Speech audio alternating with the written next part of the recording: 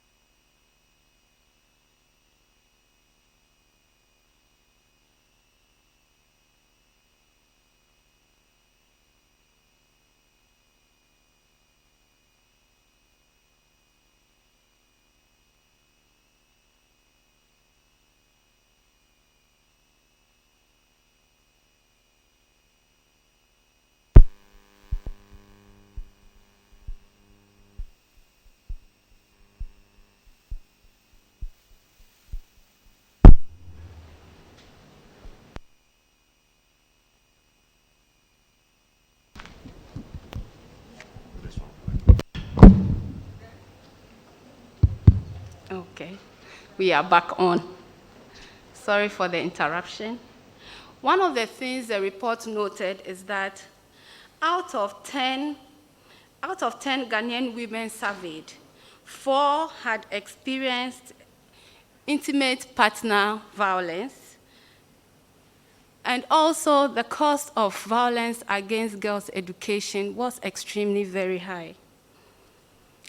While the risk and rate of violence have risen across countries, certain groups of women and girls are disproportionately affected. So, for example, women and girls with disabilities and aged women. COVID-19 presents uncertain terrain for our work around preventing and responding to violence against women and girls. And so the need for learning, the need for innovative partnerships, and the need to build this into comprehensive approaches, interventions to tackle the issue is cannot be overemphasized. And so Star Ghana Foundation, given our work around gender equality and social inclusion, also in marking the 16 days of activism, has convened this discussion, which has brought together very distinguished practitioners in the field to help us learn around what we are doing, but also to foster stronger partnerships between civil society actors and state institutions, including academia, private sector organizations, so that we can adequately address the threats to women's safety and security. So this dialogue therefore seeks to strengthen preventive and responsive measures to violence against women and girls through building on lessons learned and also fostering stronger partnerships. I'd like to welcome you once again, and I will go over to the online platform where we would receive the official remarks from the chairperson of the Governing Council of the Star Ghana Foundation in the person of Dr. Esther Ofe Abuaji. Over. Thank you.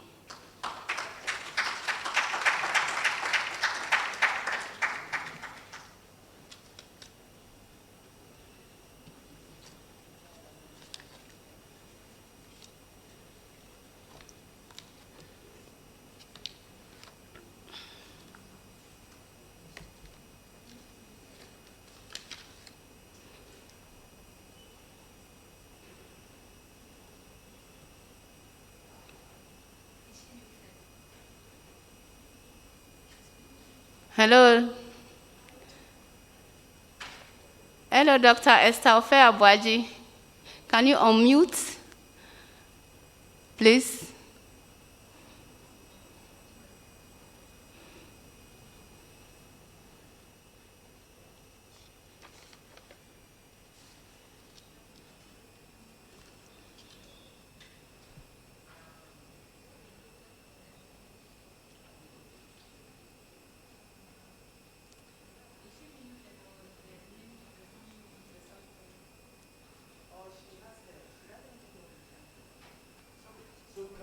I can hear you very well, Auntie Esther, yes. Right, okay, good. I hope they can too. Yes, so on behalf of the Governing Council of Star Ghana Foundation, I'm delighted to make the statement at the national convening on COVID and the impacts on sexual and gender-based violence. The vision of the foundation is a Ghana with a well-informed and active citizenry able to contribute to the transformational change which advances democracy, accountability, gender equality, and social inclusion. One of the ways in which we seek to do this is to work with citizens and civil society through convening inclusive dialogue and collaboration.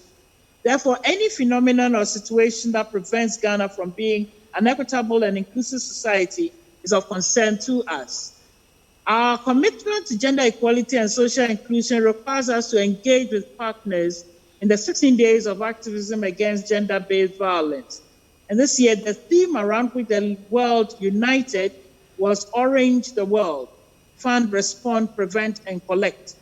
And this envisages from good intentions, legislation, and policy to action and accountability. So to this end, there must be sufficient funding mobilized to support relevant initiatives, adequate responses to available services, and capacitated service providers, sufficient preventive and protective measures, and relevant data to provide the evidence that we need to back our efforts.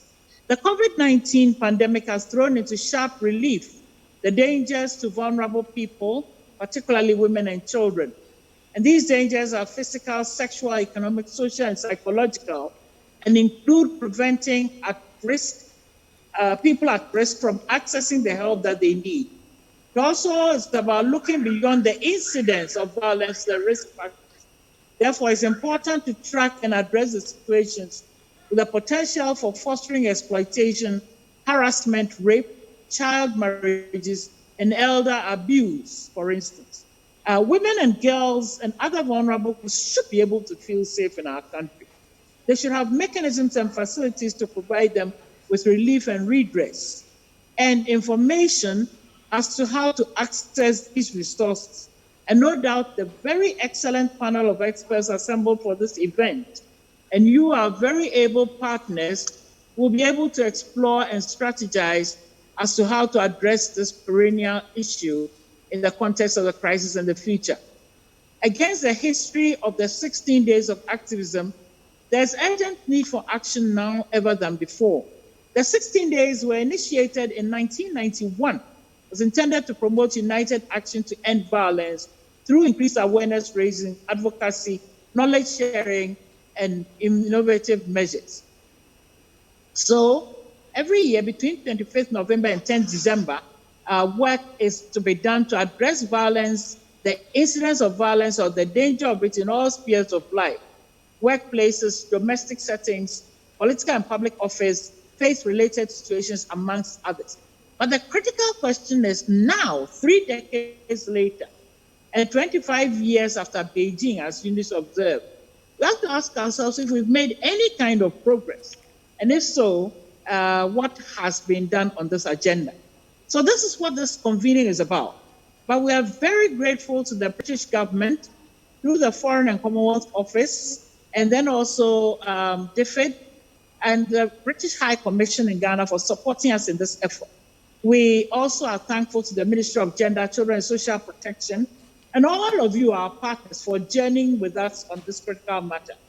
And we hope that this will provide or prove a rewarding event for all of us and contribute to making Ghana a safer, happier, more just, more inclusive, and fulfilling country for all. Thank you very much for your attention.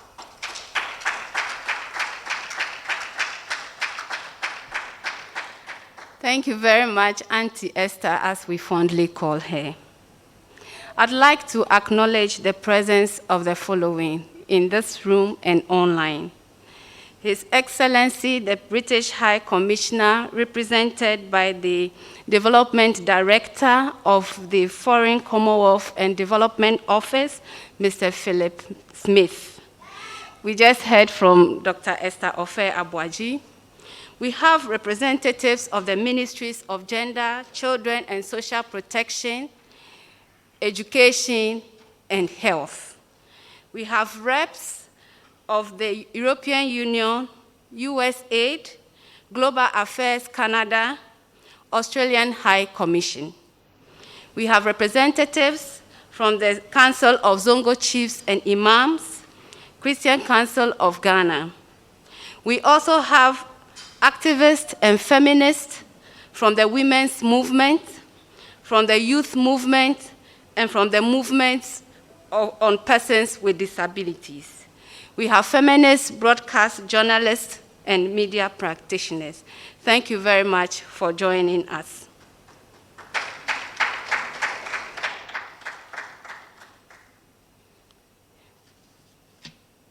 Would like to take some opening remarks now, and the next person to share with us some messages is the Development Director of the Foreign, Commonwealth and Development Office, Mr. Philip Smith.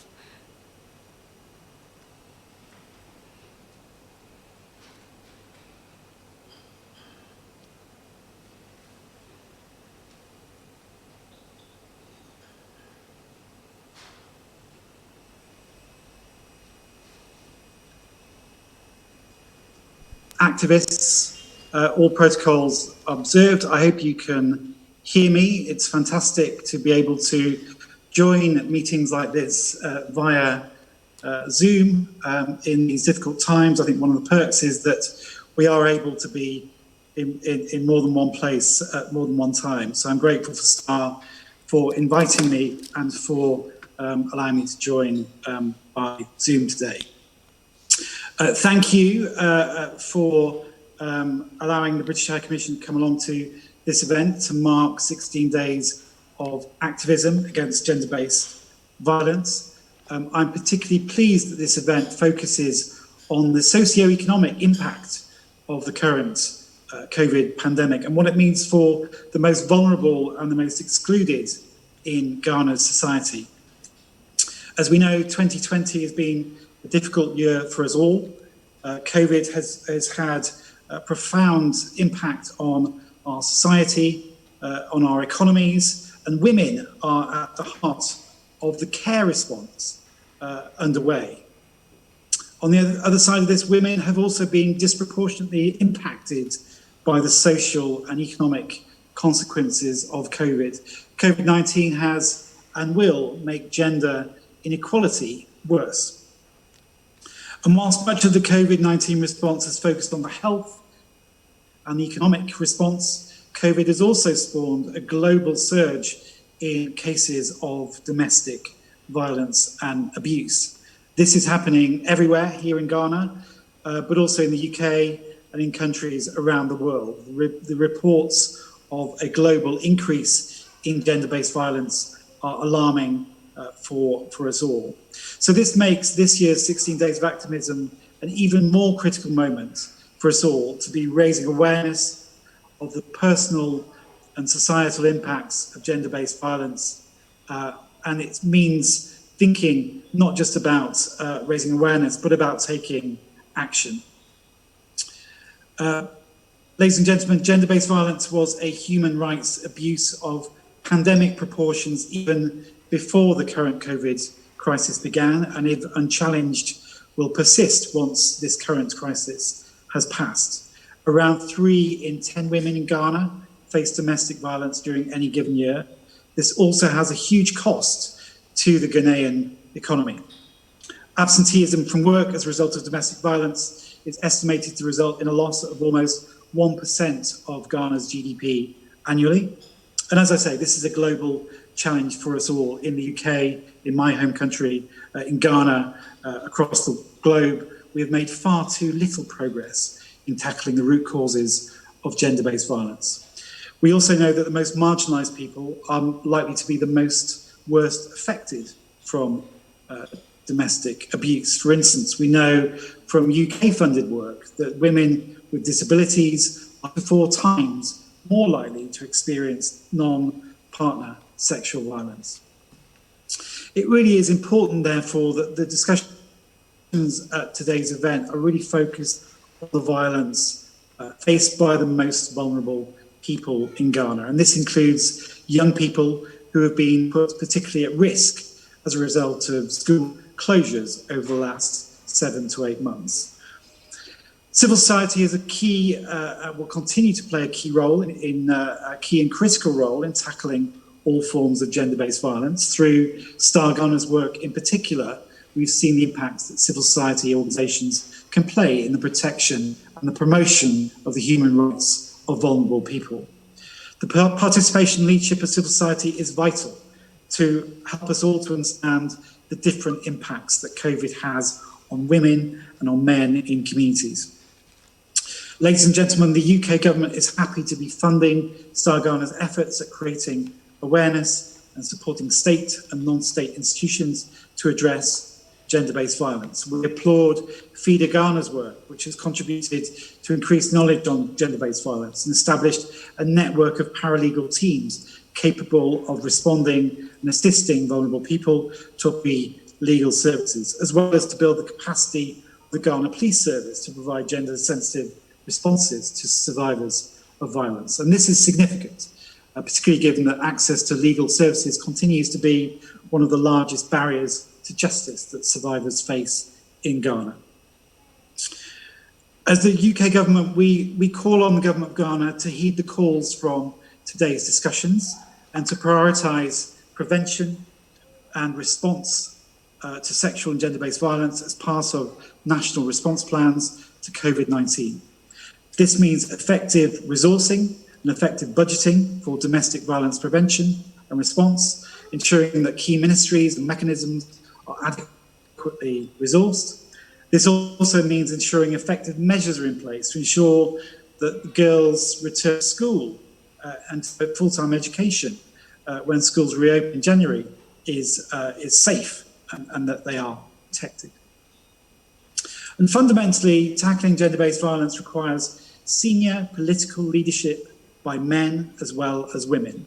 The challenge for the new government, ladies and gentlemen, to be formed after the elections next week is not just to ensure an effective judicial system and well-resourced frontline services, but to ensure more fundamentally that society rejects gender-based violence in all its forms.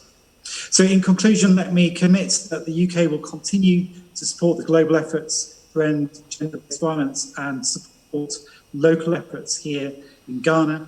The UK is about to take on the chair of the Partner Sector Working Group on Gender Equality for the next year and into 2021. And as the chair, we will be committed to continuing to work with government and civil society to push forward this conversation. Thank you very much.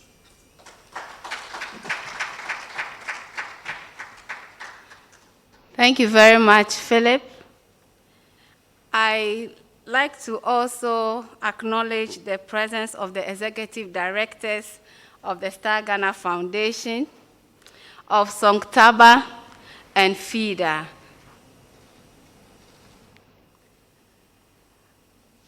I would like to call on the representative of the Ministry of Gender, Children and Social Protection for the opening remarks.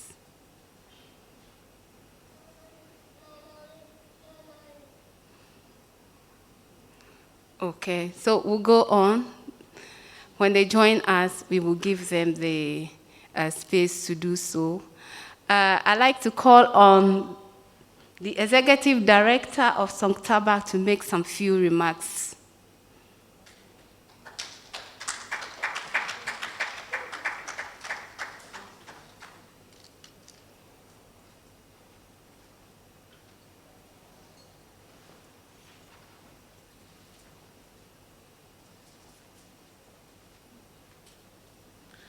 Good morning. I bring you greetings from Songtaba in Northern Region, and greetings from the most vulnerable of all vulnerable women, alleged witches. These are women who have been banished from their communities and are living in designated communities known as camps. As you may be aware, Songtaba is a women and children's rights organization that is advocating for the rights of women and girls, especially women who are most vulnerable. We are grateful for this space that's been created in partnership with Star Ghana Foundation so that all key stakeholders can put in their effort so that we can end violence together. We look forward to a very fruitful deliberation, and we want to say that in these 16 days of activism, let us keep hammering on the need to end violence against women and girls. Thank you very much.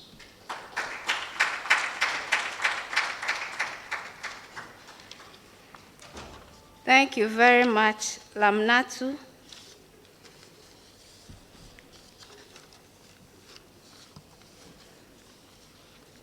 So we transition to one of the key moments in this dialogue, which is to set the context for our discussion around sexual, gender-based violence in this current context of COVID.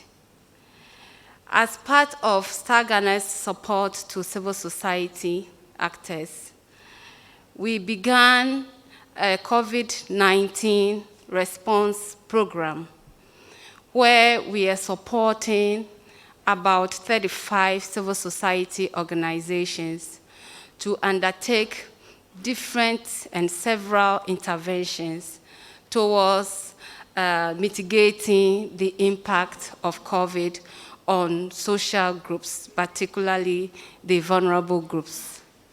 As part of that process and towards this convening, we commissioned a rapid assessment to help us understand the situation with regards the violence against women and girls. The assessment sought to answer 4 key questions around the prevalence of violence against women accused of witchcraft and sexual-based violence against adolescent schoolgirls, the causes of this violence and how COVID-19 has impacted on these causes, the response mechanisms in place, and who are the interest groups working around the issues. And the 4th inquiry point is how can resource mechanisms be further strengthened? And so at this point, I would like to call the lead assessor or researcher to present the key points, highlights from that rapid assessment. I'd like to welcome Madame Bashiratu Kamal Muslim. She's a feminist, she's a unionist, and she's a member of NetRight. Shall we welcome her with an applause?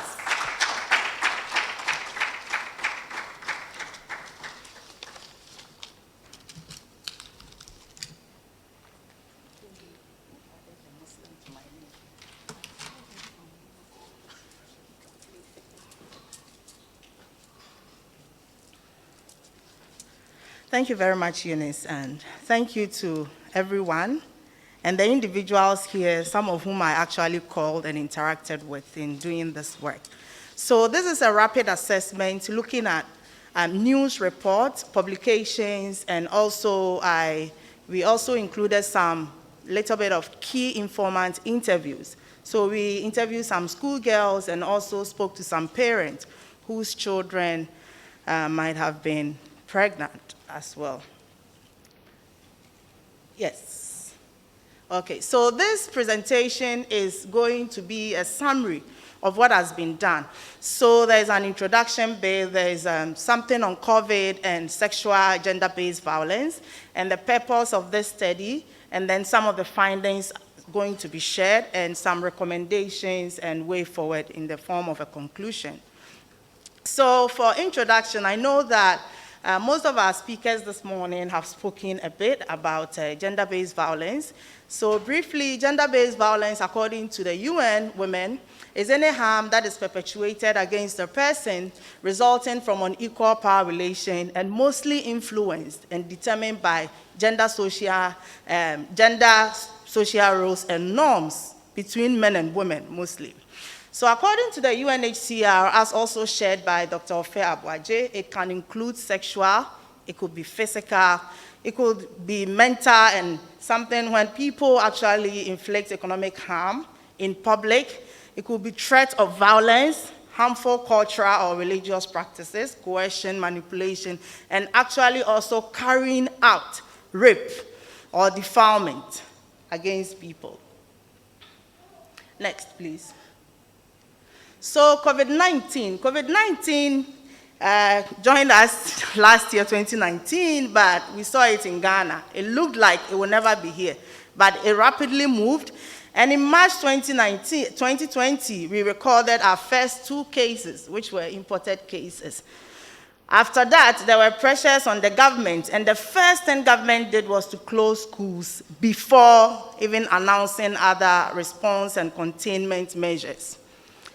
So in March 2022, just before our lockdown, the World Health Organization declared it as a global pandemic. After Ghana recorded 8 cases, government started putting things in place to make sure that they contain the spread of the virus. And some of the things that government did included closure of schools, which was before the partial lockdown, a partial lockdown in major cities like Accra, Kumasi, Tema, and some parts of Kasua, ban on social gathering, which is still enforced in some ways, and the wearing of the mask, like you see me do now. Doesn't matter how beautiful you dress, you have to put it on.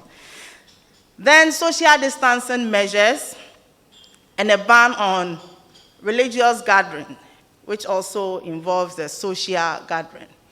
So according to the UN Women, during a pandemic, not just specific to COVID-19, women and girls always have a higher risk of experiencing intimate partner violence and other forms of domestic violence due to heightened tensions in the household. And COVID-19 is an example of that. I say heightened tensions in household this morning also because we know, according to the Trades Union Congress Ghana, in a research that they conducted recently, about 1 million Ghanaians have lost their jobs. What does it mean for the household?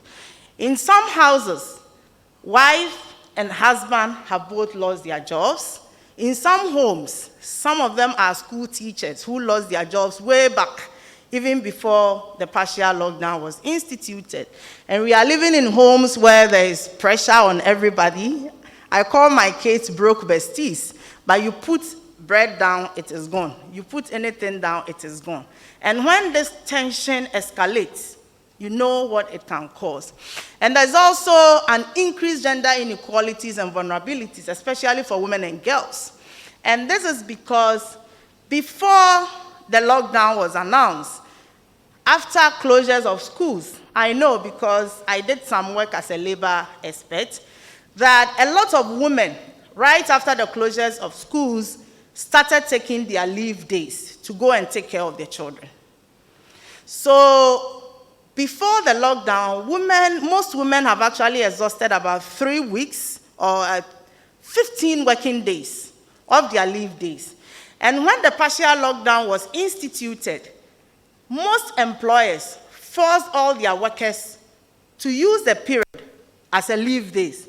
So if you had no more leave days left, it means you are on a leave of absence.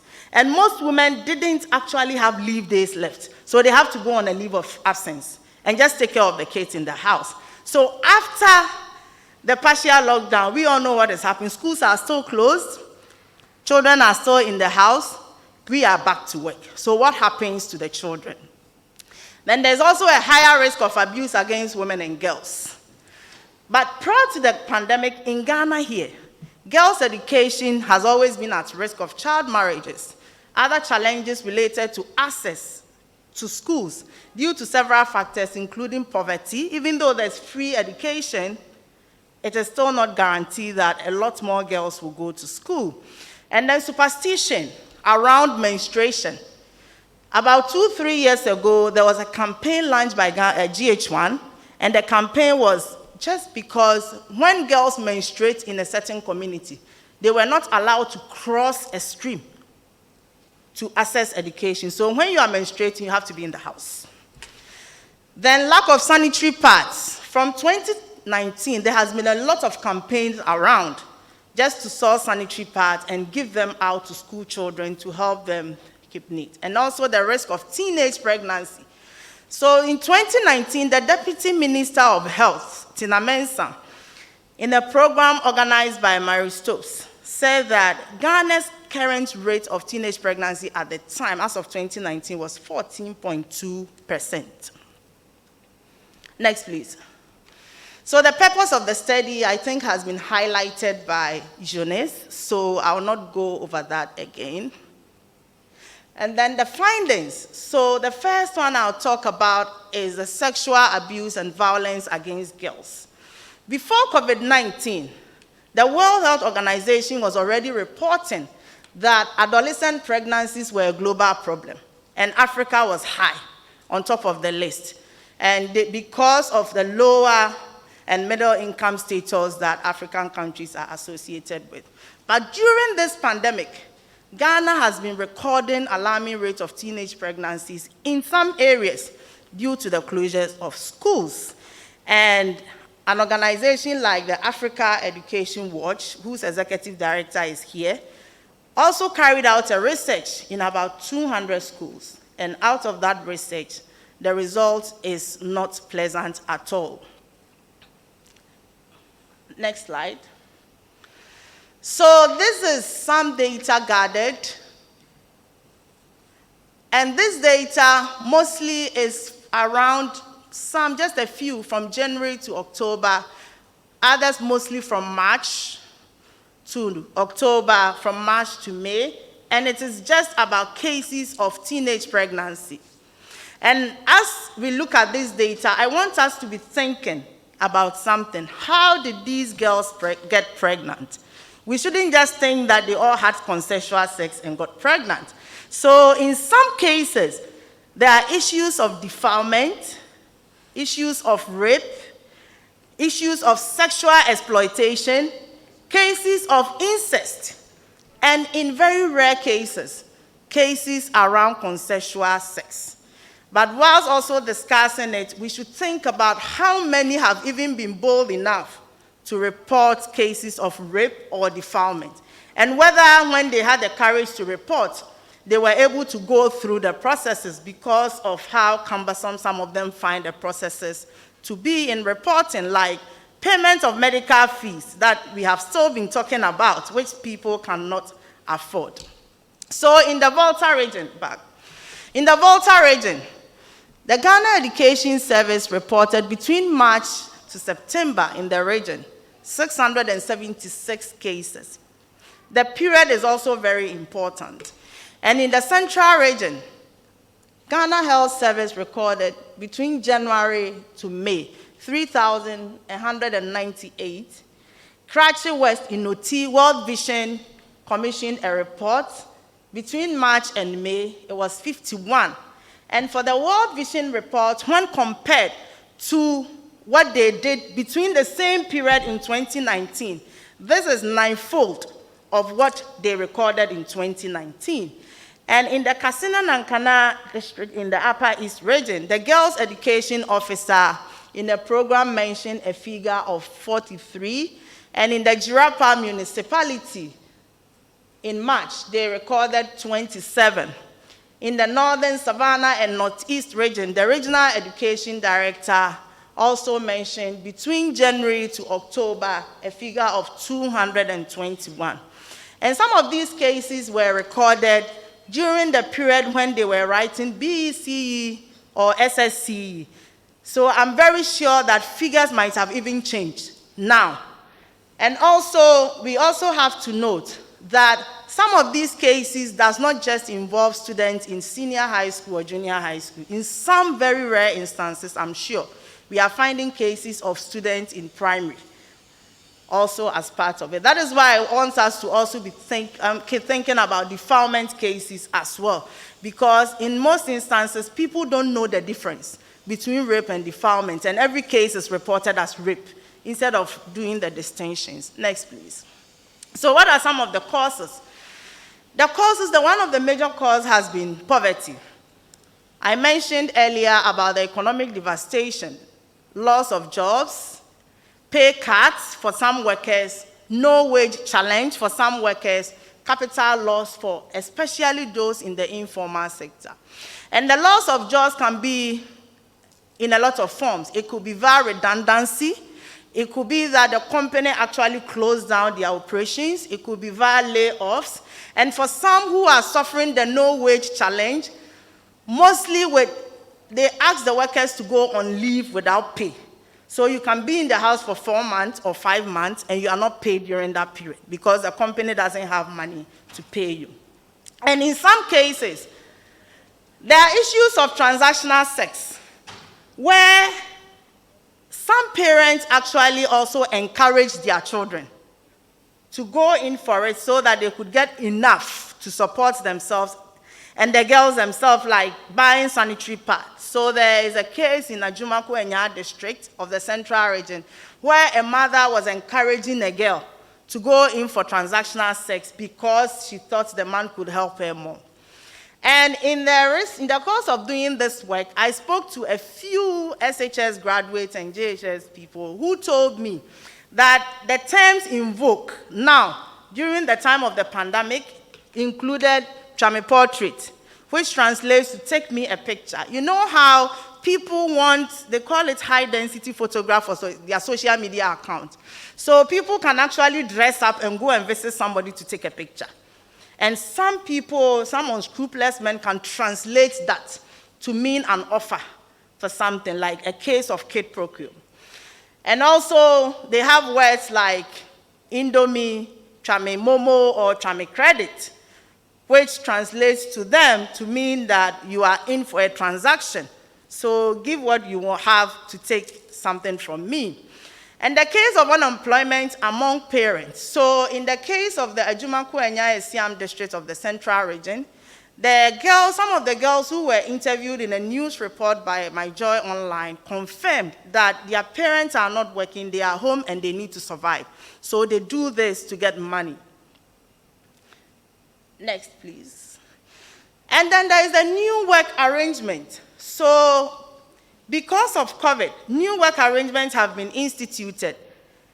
Even though after the lifting of the partial lockdown, some employers instituted the shift system. Some people will go to work, and then the following week they are not in the office, they are working online. And there's also rationing in place. And this also applies to some markets, if you notice, where in some of our markets till date, the women are running shift. So some of them go today, they don't go the other day. And also the fact that whilst doing this, the children are still in the house. So a case that was reported, this is somebody I personally know. According to her, she found out that her 17-year-old girl was pregnant. And she never understood it because she will always leave her in the house and go to work. And then she'll come back from work and meet her in the house. So who impregnated her? Her investigation showed that when she leaves the house, the girl goes out, and the girl is back before she comes back. So there was she didn't even suspect that something was going on. And this is actually a reality, because we still have to go out, leave the kids in the care of themselves if they are grown-ups, or in the care of somebody we might not really know, or if it is somebody we know, somebody we will not even suspect. And remember, cases around defilement and rape are mostly done by people who are very close to the family. And the closure of schools, I've spoken a lot about it. And also, if you look at the closure of schools, we've had reports from Africa Education Watch, which I mentioned, Ghana Education Campaign Coalition, Plan International has also conducted a research, Marie Stopes have also spoken about it, and the World Vision International. So according to the UN also, nearly 1.6 billion learners from about 194 countries, over 90% of the world's school-going population are at home. And then also a case of lack of access to sexual and reproductive health services. Before the lockdown, a place like Kumasi, the Konfanochi Teaching Hospital was closed down suddenly. So they closed to OPD services and they were only attending to emergency cases because they said there were suspected cases in the hospital at the time. So no matter what services you are going for, if it is not emergency, you can't access the facility and you'll be screened. So they will not even allow you to go in. What does it mean for women who were going to access family planning services like contraception, and if your date is due for you to go for your next shot, what happens to you? Nobody cares about it. And Marie Stopes actually also says that access to contraception during the period of the partial lockdown was difficult because you could not even move. And also because the responsive mechanisms put in place by government didn't include these things. So if I meet a security person outside and I told the person that I am going here to access this care, will they allow me to pass? Would they even understand that it is that important to allow me to pass? And also provision of these vital services were out for some people because drugstores, pharmacy shops were closed in some areas. An office like Marie Stopes, which provides these services, was also closed, so you can't even access them in the first place. And the big issue around lack of sexuality education, that in this day and age, we are still idolizing sex. We can't talk about it in our homes. You can't mention a vagina, you can't mention penis. The faces that will look at you, you will sink. So we are still not discussing it, and we all remember what happened when the government wanted to introduce this comprehensive sexuality education in Ghana. And the culture of silence, where children cannot even engage with their parents around issues of sex, defilement, and rape. There are cases where a kid wants to tell the mother that somebody touched my breast, and the next thing is she's beaten. We are Kalaboni. Shut up. Don't talk about it. A child doesn't talk like that. Then, One other major issue is the school feeding program. So for some children who were from homes where it is difficult to have a square meal in a day, that was their only option. And now schools are closed. So you do not even have that food that you go, at least you are sure that in a day that one could sustain you till evening. But that is also not there because schools have been closed. Next, please.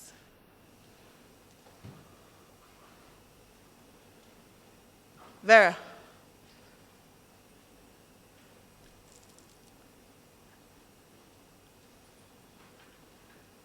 Thank you.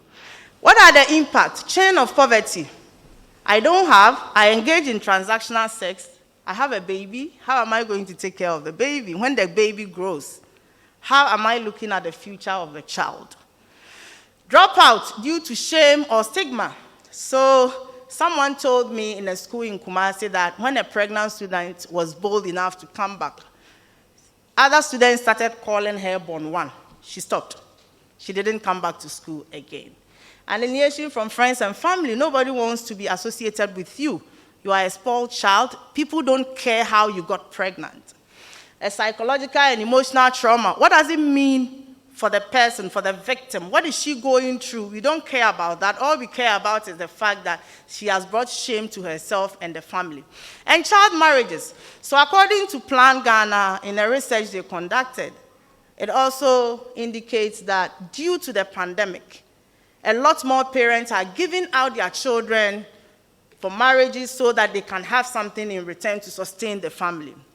And also, some kids end up in abusive marriages because once the parents are only looking for what they are going to get to sustain themselves, they don't care about who the man is, his attitude, his behavior, his history, or anything. The interest is just to give you away. And also remember, in some instances, when these children get pregnant, parents just carry them and then go and give them to the men. Like, just marry her. I don't want her to be in my house to have a bastard. Then we move on to the next one, which is witchcraft, talking about accusations and suspicions. So the concept of witchcraft is deeply rooted in many African countries, and also in the developed world, but in a different context. Meanwhile, while the perceptions and attitudes vary, it has different dimensions and connotations ascribed to victims within our own African tradition. So somebody is accused of being a witch, maybe in the process of performing a widowhood rite or something else. When somebody is sick in the family, when somebody loses a job or there's poverty, then they immediately try to associate it with someone. Then now what we don't talk about the most is what is happening between Christians and Muslims. So for Christians, people will go for consultation, and then we know what is happening now, even on our television set, that we see these things happening every single day. For Islam, something that I'm still yet to hear us talk about is the concept of the jin's possession, where there's a spirit, they call it a dwarf spirit, that possesses someone, and they carry the person to the house of a cleric, or maybe the person is just like a camp. So they take the person there, and they say that the only way to get the jinn spirit out of a person is to inflict on the person a lot of pain. So they beat them. And they say that the jinns like to be here, on your chest, or where, like your waist. So they beat the victim. They beat them very well. In instances where they do not beat them, what they do is to sit them down and start recitation of some surahs in the Quran. They call it ruqiyah. So you can be sitting down and there are speakers that are just playing them, or somebody is reciting them in your ears. What does it mean for these people? Nobody is talking about it, and this is a very big issue. In fact, it has become an income-generating activity for some people, and it is on the increase. So the prevalence. When you talk about witchcraft, it is very common in the northern regions, and especially the savannah and northeast regions, because the camps are situated in these areas. When it comes to the Christianity and Islam one, it is scattered all over the country. In fact, for the gene-possessive one, you actually find them right in Accra. You can find them in areas like East Legon, Fadama, in Kumasi. They are scattered all over the Zongos. And what is accounting for this? Poverty due to economic devastation. So we all heard the case of Madam Ekwiadente. She was not the only one. There were 10 in number. She happened to be the one who they inflicted the pain on, and she died in the process. Why? Because she refused to forced and coercive confessions. And they were accused because the youth in the area felt like they were poor. They were not getting jobs. So the witches are the cause of their plight. So they were on them. Then job losses, redundancies, layoff, loss of capital, etc. Or problems related to kinsmen linked to witchcraft. Are we going to be having more of Ekwiadente's cases in the coming year? More people are still going to lose their jobs, yes. And there's a tendency that people might not even get salary raise. So what does it mean for the household? More women are going to be out of the labor market. More women are not going to be employed by employers. Funding diversion to COVID-19 responses. So we know that a lot of CSOs and NGOs have been working around issues of, with alleged witches. And when COVID set in, a lot of funding have been diverted in support of other social activities, social justice causes, to responding to COVID-19. So you see more of NGOs presenting COVID-19, Veronica buckets and sanitaries and other things, but there is not enough money out there that you can access to do other activities. And also, this has also led to the increase in the exploitation of these women at the camp. So they exploit their labor. Unpaid care work has increased for some of these women because we are not getting aid as we used to. Then you have to work for all of us to survive in the camps. And the inability of CSOs and NGOs to provide interventions because of traveling issues, and we are still in the, COVID is still very much around us. So when you are even organizing programs, you are extremely careful that you want to make sure that you protect people. And when you are traveling from a place like Accra or Kumasi to maybe far away in Tamale or a village in Tamale to visit a camp, what does it mean for the people you are visiting? How exposed, are they going to be when you are with them? And also the increase in time spent on religious activities. So a lot more people will go for consultations from their clerics, from their pastors, and from some traditional leaders, because one, I want to go and ask why my name was on the list of people who were laid off in my office. I want to go and find out why my daughter is behaving the way she does. And one positive thing about COVID is some of us who are runaway parents, we've had time to spend more time with our children. So we are getting to know them more. Those times were spent with their teachers. So now that children are around the home, other people who have lost their jobs are in the house, we are getting to know ourselves better. What does it mean when somebody is behaving hyper? Do we carry the person to a malam's house that I suspect a gene has possessed this person? And with the gene thing, it is linked to gender because they believe that they possess women more because of our makeup. That the gene can possess you because they say that the gene can say, I saw your cleavage and it was beautiful, so I entered her. I saw her makeups, it attracted me, so I entered her. She wore a jeans and her shapes were showing, so I like it. I want to marry her. And the gene will possess the person. So it is a big issue. What are the impacts? Sexual exploitation of children and even some of the alleged witches. When the alleged witches are banished from their communities, they have, let me put it, escorts.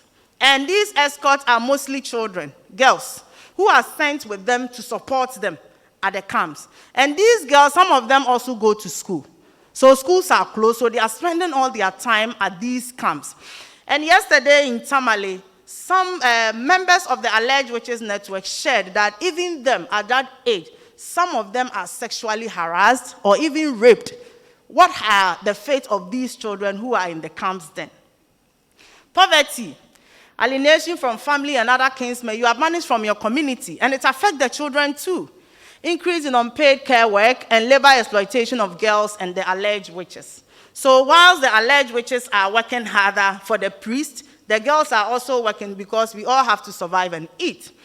And sustained injuries, like the case of Madame Equiadente, because there was a false confession, they inflicted several pains on her, they beat her, we all saw the video.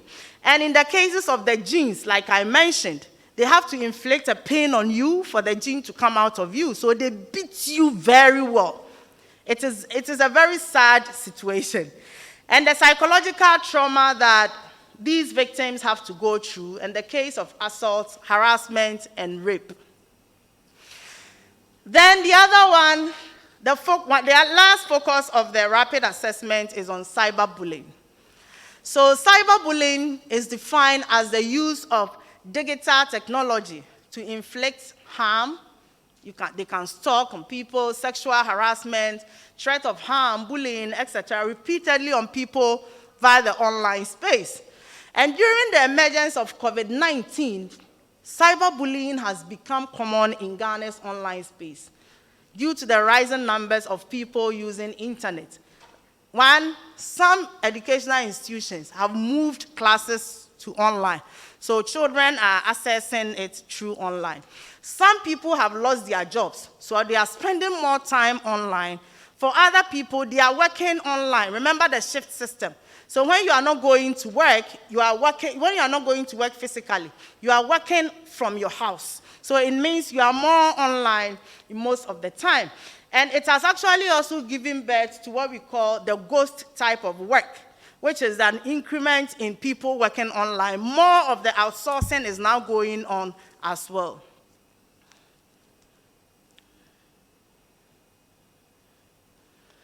So who are the targets of cyberbullying during the pandemic?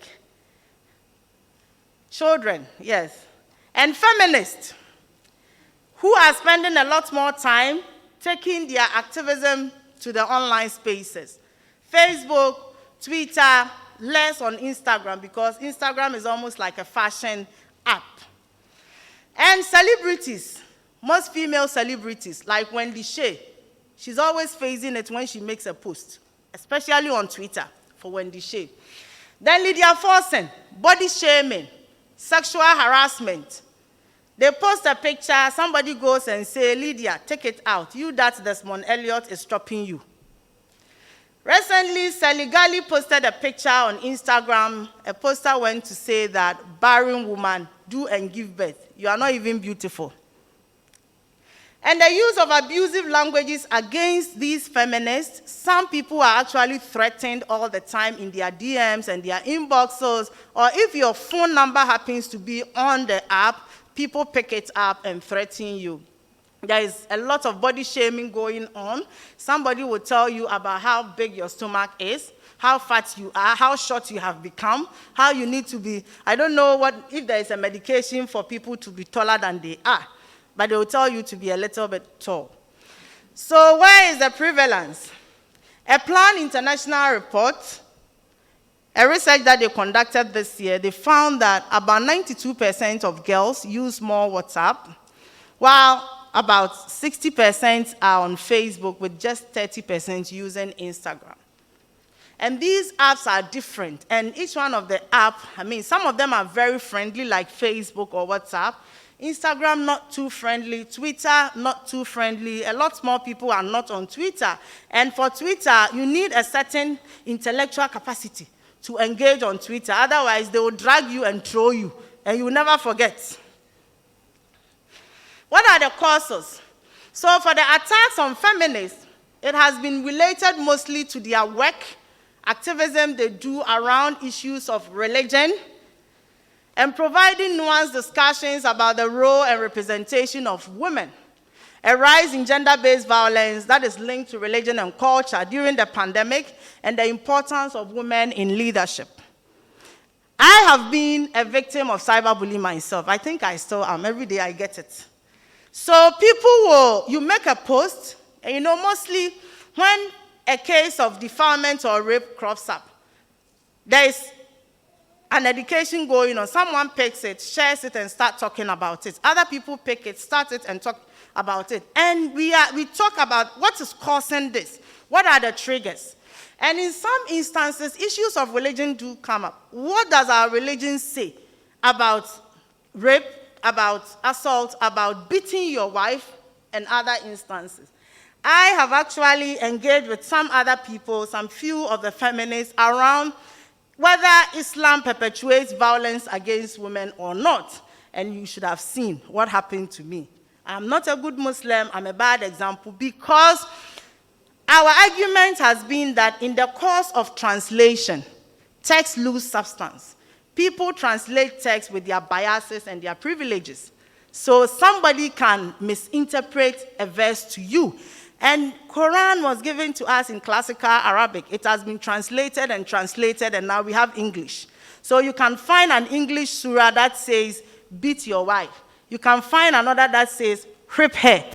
So there is some discrepancies there, and when you attempt to even discuss it, you are not scholar enough to do that discussion. So recently there was another case in July when Zainab, she has given me permission. When Zainab attended the audition for Ghana's Most Beautiful, and then she was not picked, and she said she was asked a question about whether she would take off her hijab, and she said no. So she feels strongly that she was not picked because of that, and she shared it on Facebook. According to her, people that she did not even expect to be online targeting her were all online. And the question was not around the discrimination part. The question was around, are you even supposed to be there as a Muslim girl? What were you doing there? Pageants are not for good girls, in quotes. And Zainab was abused, she was dragged, she was trolled. It was horrible when she shares that experience with us. And according to her, she knows that because of the pandemic, a lot more people were online, because she was surprised how some people were sending messages to her father and screenshotting her posts and some of the insults that were coming at her to her family members. The issue of unemployment has been hammered on, and the increase in the internet usage, the issue about religion, people protecting the religion in a way that you can't even start a discussion around text and also around surahs. And politics. We are in 2020.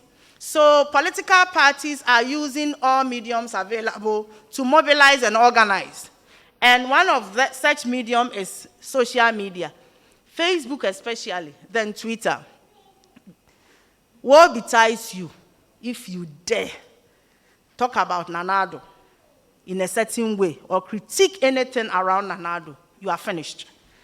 They will come after you, they will drag you, and people are actually giving data to do this work online. If you do same to former President Mahama, it's the same thing. And the reason why I brought the importance of women in leadership is because after the appointment, or is it, after the announcement of Professor Nana Addo, there was a lot of excitement in the online space. Feminists were all over talking about how important it is, blah, blah, blah, and you should have seen what happened. People were called witches, myself inclusive. We were called prostitutes. There was threat on us. Somebody can actually tell you, make sure I don't meet you. Because people are very personal with some of these things. Next, please.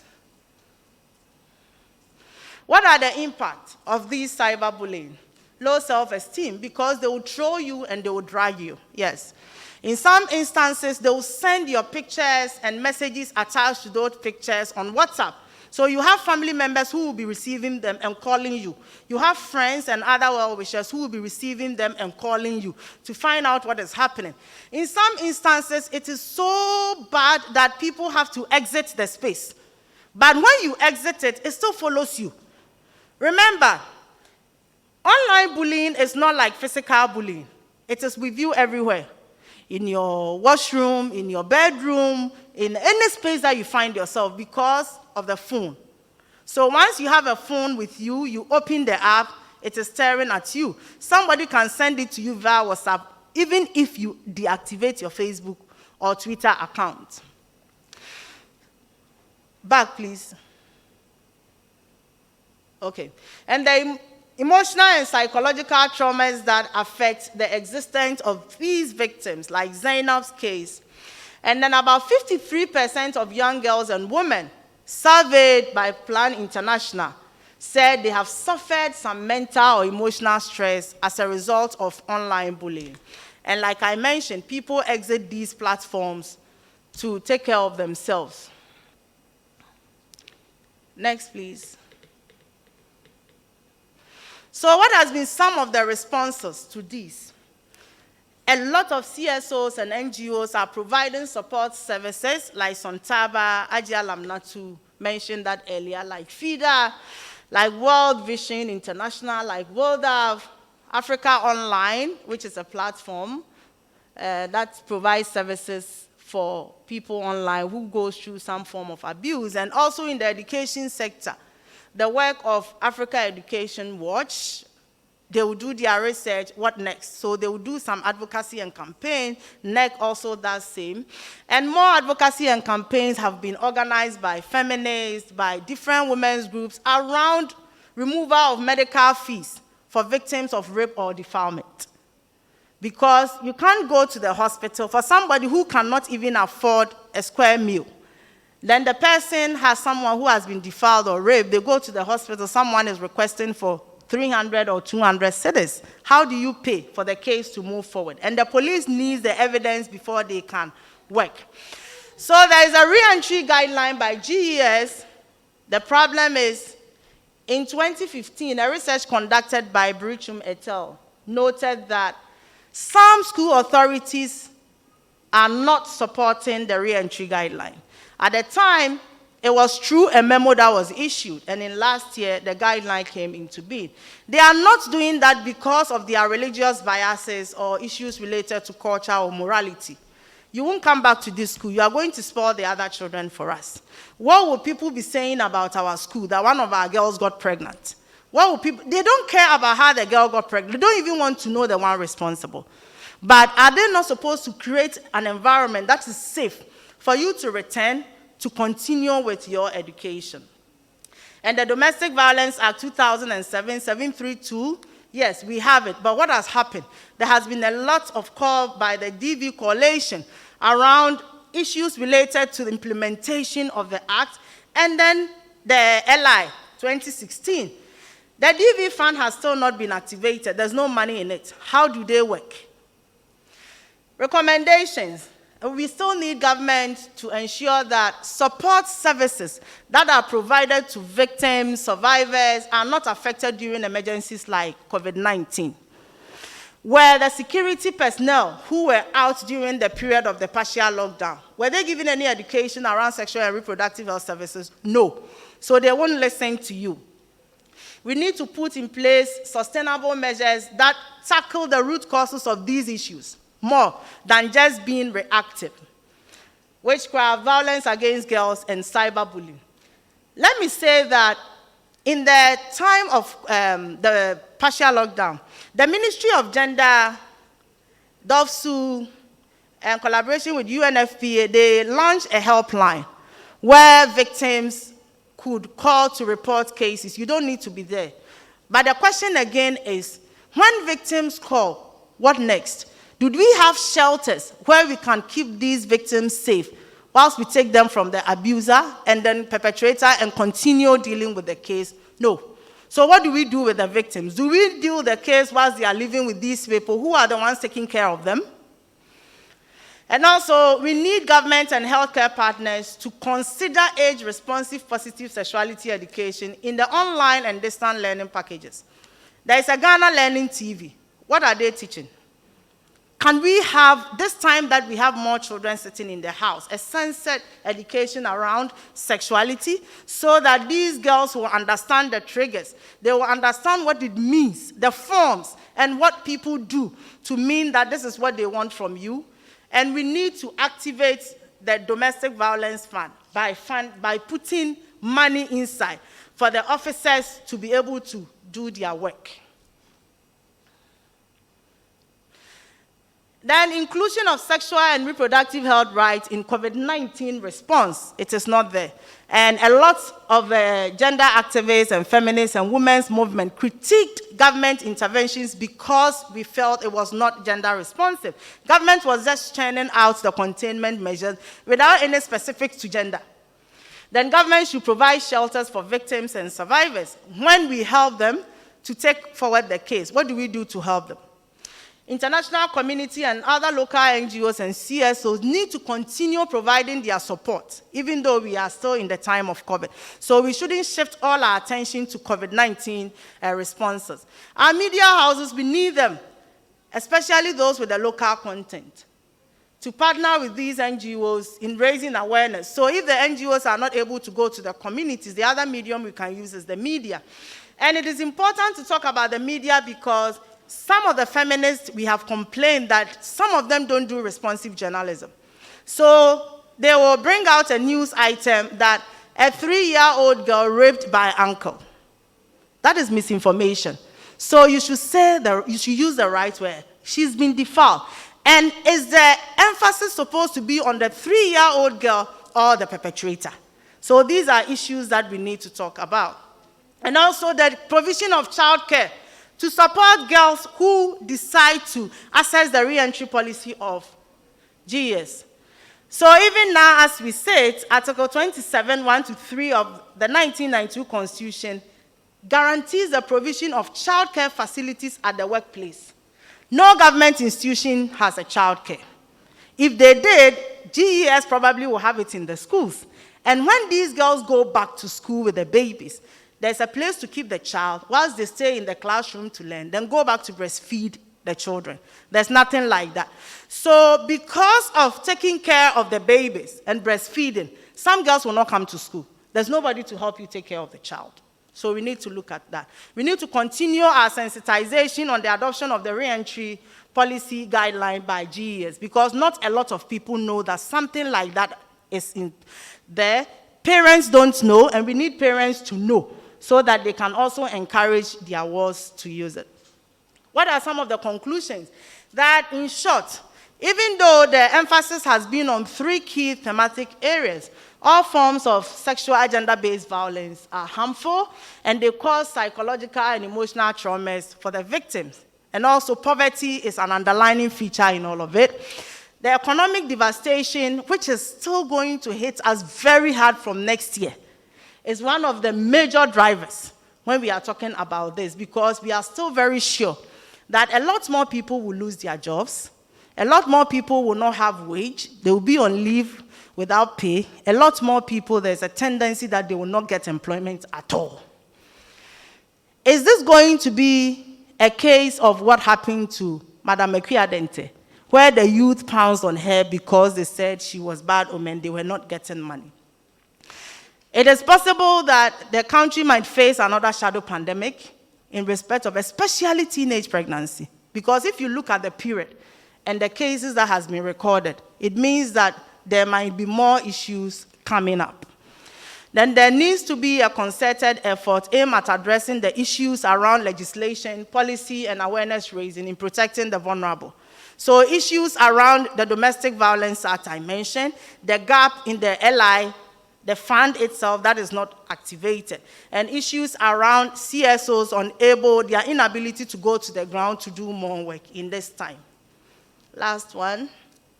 So Ghana needs to put in place more pragmatic measures to ensure our commitment towards the realization of the AU Agenda 2063. So according to the AU, that agenda build is targeted at building our human resource, which is our most precious resource. So what human resource are we building if we are leaving some people behind and not focusing on protecting them so that it can be useful to all of us? And our commitment towards the SDGs, which says leaving no one behind. But these people are being left behind. Thank you. I've spoken more.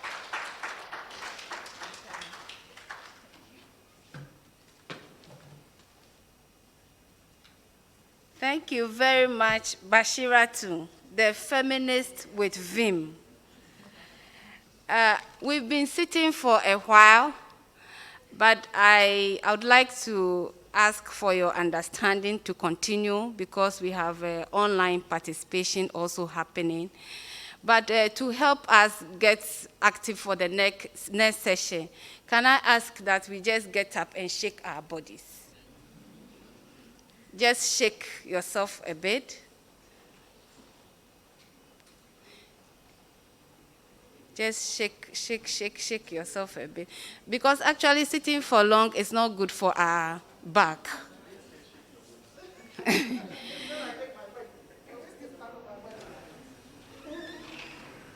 Very good. Okay, so we can have our seats and continue.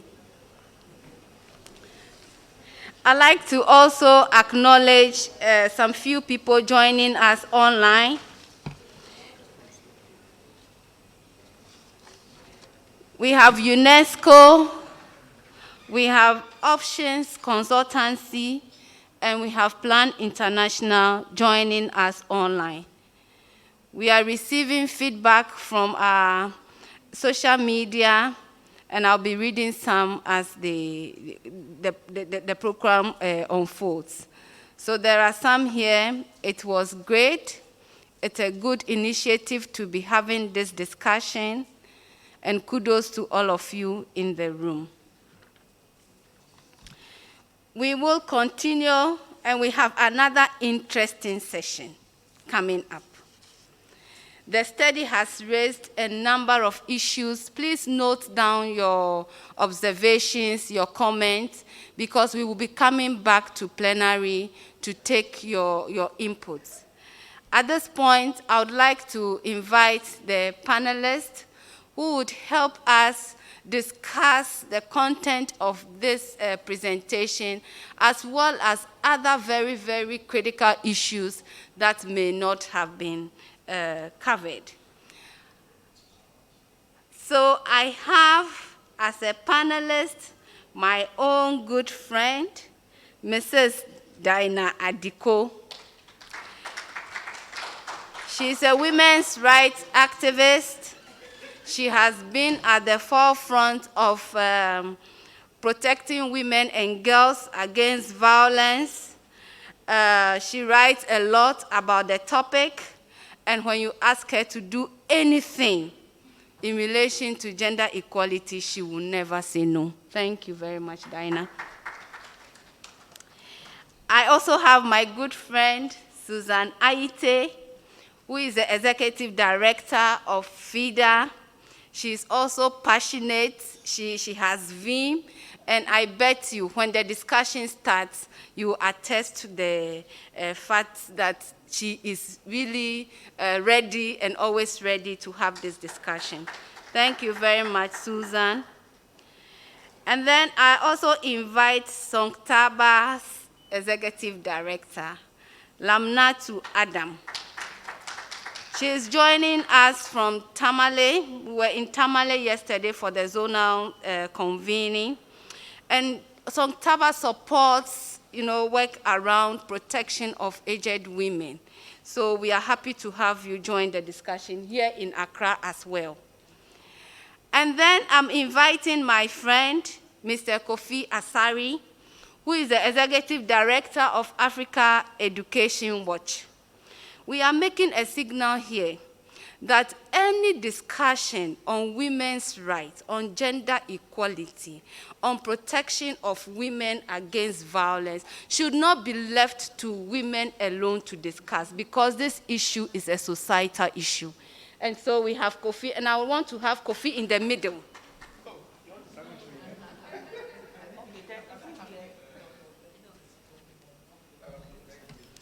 So I'm going to give the panelists some few seconds to settle.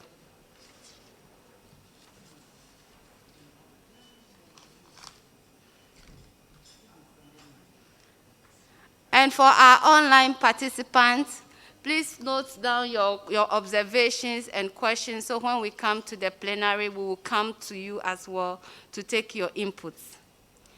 So I'm going to take opening statements from all of you. You have listened to the presentation. You are practitioners in this field. What is your overall take on the report? Does anything surprise you? And I want to start with Susan.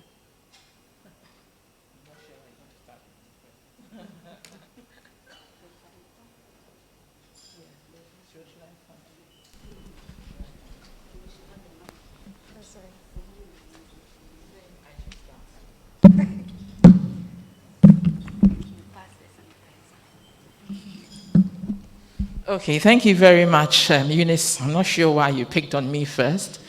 But let's just say that I am not really surprised at what Bashiratu has presented. And Bashiratu, thank you very much for the exhaustive presentation. I believe you covered, quite a lot of areas. Basically, I'm going to zone in on the cyber or online gender violence because of the reports that we have had, at FIDA, just even before the COVID era. Two issues that came up.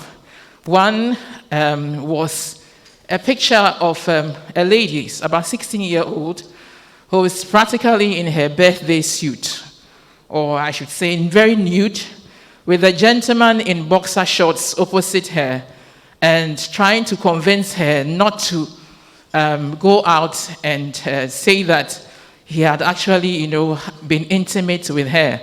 And she also pronounced a curse on him that if he ever shared, her nude image, then some particular idol should actually strike him dead.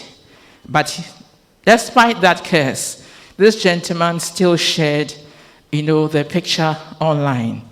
And it was sent to me, and I was asked by the person who sent it to me that, what do we do? So basically what Bash has shared on online violence is real, because just last week we had, not last week, but sometime in October, we're reflecting on gender-based violence and the trainings that have gone on so far. And there's a lady from DOFSU at the Medina office shared with us a lot of stories about what is happening online, and if I have more time, I'll probably share it. But there's a lot of also issues to do with sexual-based violence against young girls. Because of COVID, they're at home. And this is being perpetuated not by just uncles, but even by their own fathers, asking them actually to meet them at hotels and come along with extra panties and have sex with them. So it is real, and we need to really do a lot of advocacy and put a lot of pressure on our government to ensure that gender sexual-based violence is, given priority, and we need to protect our women and young girls. And don't forget even girls and women with disabilities. What about that particular group of people? What is going on with them? So I'm going to end here, and I hope that I've given us all some teasers to really begin to think around and discuss exhaustively. Thank you very much. I guess I'm next. Excuse me, please. I haven't asked you to, clap. So if you're going to clap for me, do it well. Thank you very much. Thank you. I want to commend Bashiratu for a very good work. There actually hasn't been many surprises, except that even though the focus on witchcraft accusation has been on women, I think there should also be an attention on the girls that are made to accompany these girls to the camp and the related violations that follows them. I think beyond the Kafaba case, just even within the month of the Kafaba case, we had a lot more women who were asked to go to the camp, and through the intervention of our partners and some of our community stakeholders, some of them have been sent home. To say that we usually, looks like we've always waited for something big to happen, because I got a lot of surprise when people were talking more about the Kafaba case, and I'm like, why have people just woken up to know that this has been happening? Must we really wait till it is to that level that we must react? And let me also say that in this COVID situation, I think until last month or so that the Department of Gender started responding to some immediate needs of these women. Since March till then, nobody really cared what happened. And so maybe we should think more about what to do. I know the pandemic has hit us for the first time, and so we're not very stable. But there are more people who are vulnerable and need attention than what we see in the cities. Thank you.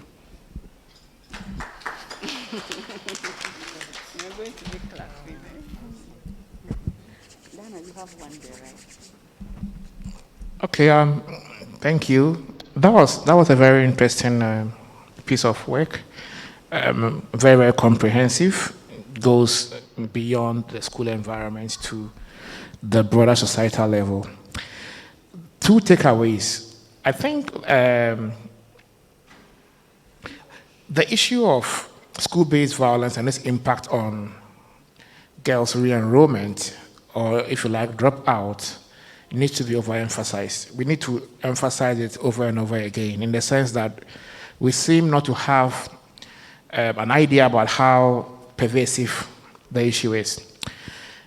In our most recent policy brief on out-of-school children, we realized that in 2009, Ghana enrolled 720,000 students in Kindergarten 1 in September 2009. And I remember I was at the my first day at school that day in a community called Agbokucheku. That group wrote the examination 3 months ago, the recent BC. And the number had reduced to 571,000 from 720,000. And when we tried to we are still doing the tracer, we realized that about 146,000 dropped out, majority of whom are girls. And so if you study the whole effect of girls drop out on a cohort, it gives you a bigger picture about us losing close to a quarter of those we enroll in kindergarten by junior high school 3. And that tells you how frightening the issue is. What is now facilitating this issue, that it makes it even more frightening, is the internet.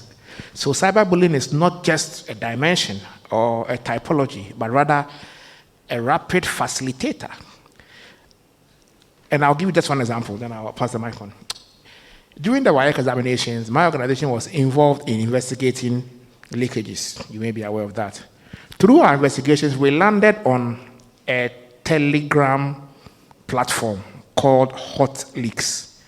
That is where, eventually, that's where they sell the... In fact, we thought that was where they sold the WAEC questions. Okay.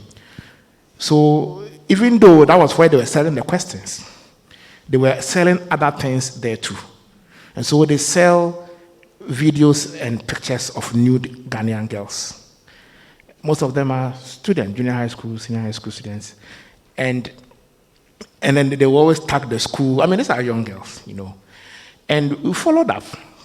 And we made a report to the police anyway on this. We followed up and realized that there is a bigger driver, which is a business case. Because there are websites where they upload these videos and pictures and get paid based on the number of hits, just like YouTube. When we reported the case to the police, as I said initially, it was about wire questions being sold. Then realized that no, it was actually a departmental store where other things were sold, including nude pictures of Ghanaian girls.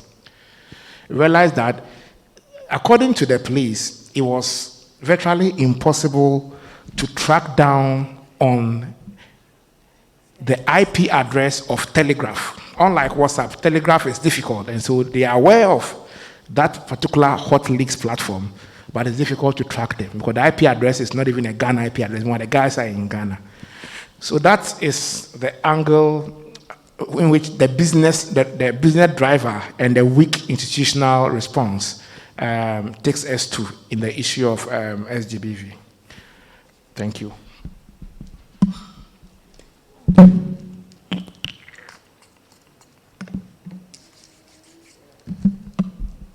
are so many rituals with COVID, eh? These days, before you pick a mic, you have to play with a lot of chemicals. Too bad. I can't wait for COVID to leave. Bashira's presentation actually does set the tone for our conversation this morning or afternoon. What I heard from her really is just an escalation. Sorry.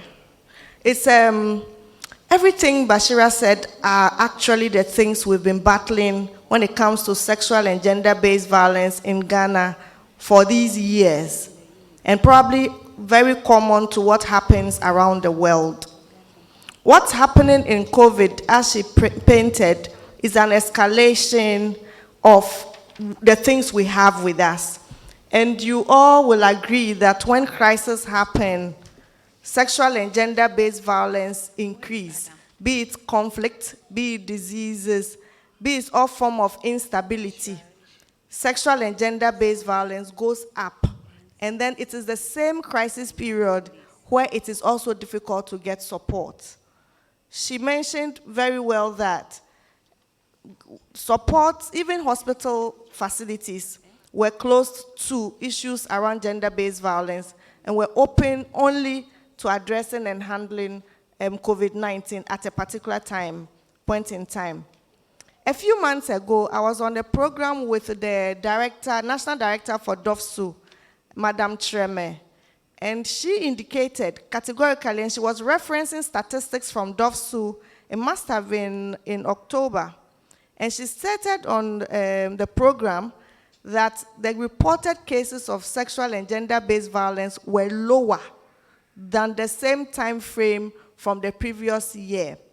And by Madam's analysis on the show, it was an indication that sexual and gender-based violence prevalence might have rather gone down.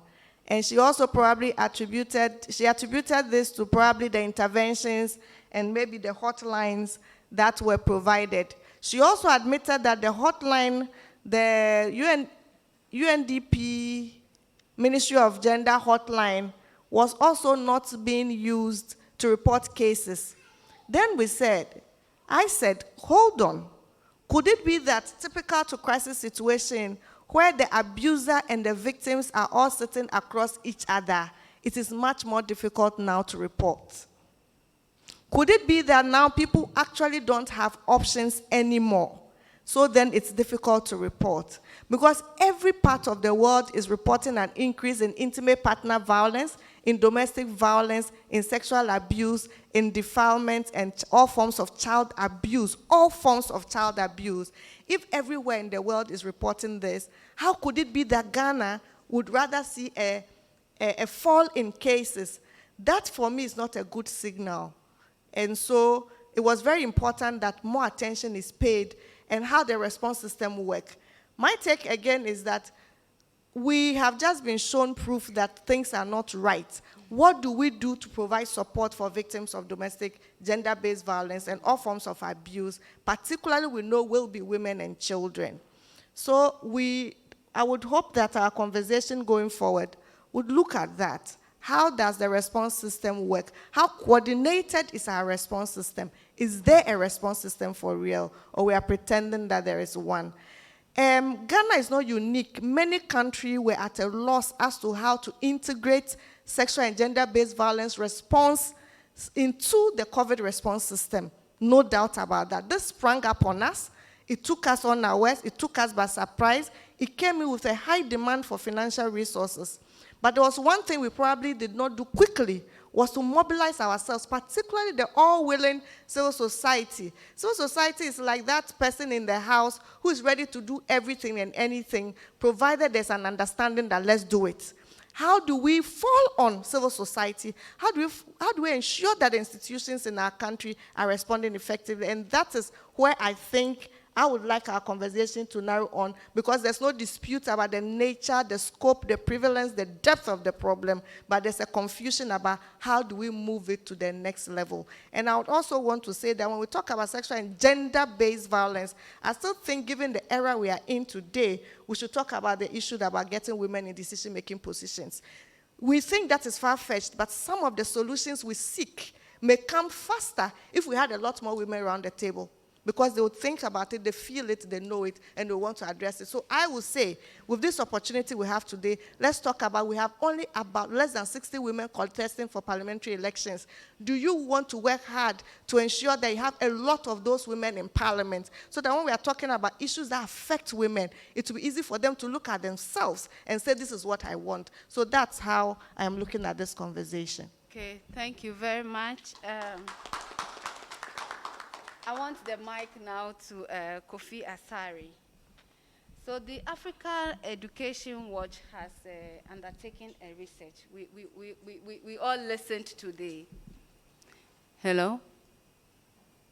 We all listened to the report.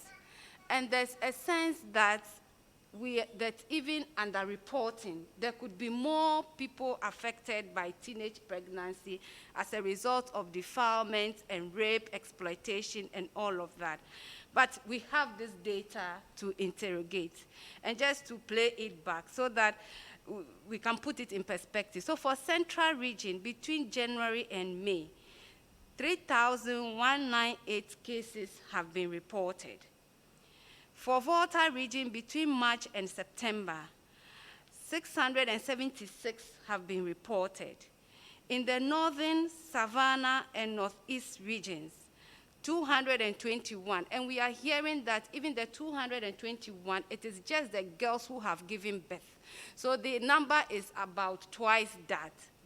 What does this mean for this girl who may want to go back to school, but may not have the support? So for example, the school environment may not have support of parents and educationists to be able to do this. What does it mean for them, and what needs to be done? Number one, awareness level on re-entry opportunities, especially for pregnant mothers, or as we used to call pregnant girls, is very, very low. Within the school and the community environment, the teacher is key. The teacher is normally the one that reports cases of, pregnant girls dropping out to the education officers, apart from when it's BEC time. But you find that awareness level among the teachers is even just a little above 50%. So many teachers are not aware that there's a policy called the re-entry policy for pregnant girls. How much more acts on the basis of supporting these girls to re-enter. Apart from that, within the district, institutions of state that are mandated to work in a concerted manner to ensure that the re-entry policy is implemented are not aware of their roles. It's as if the re-entry policy belongs to the GES, but without the key role of social welfare, the Ministry of the Gender Desk Officers, and other agencies in the districts whose work include providing social welfare support, providing social welfare support, health support, and also poverty-related support to these girls. GES alone cannot ensure the re-entry of girls. And so, second is that the institutions of state in the district will have to own the re-entry policy and not see it as a policy belonging to the Ghana Education Service. The third issue is, to the extent that these institutions have to own, most of them have vested responsibilities without which the policy cannot work. And a key example is the role of the Ministry of Gender, Children and Social Protection. There is a certain early childhood care and development policy which has been lying down for consideration for over 4 or 5 years. Now, this policy is supposed to ensure that there is enhanced or equitable access to early childhood care by children. Let's bear in mind that when girls give birth, the ability to re-enter school, among others, impinge on the availability of early childhood care and support systems so that they can drop off their babies and then enroll in school. Only 2% of public schools in Ghana have early childhood care and development centers. Only 2%.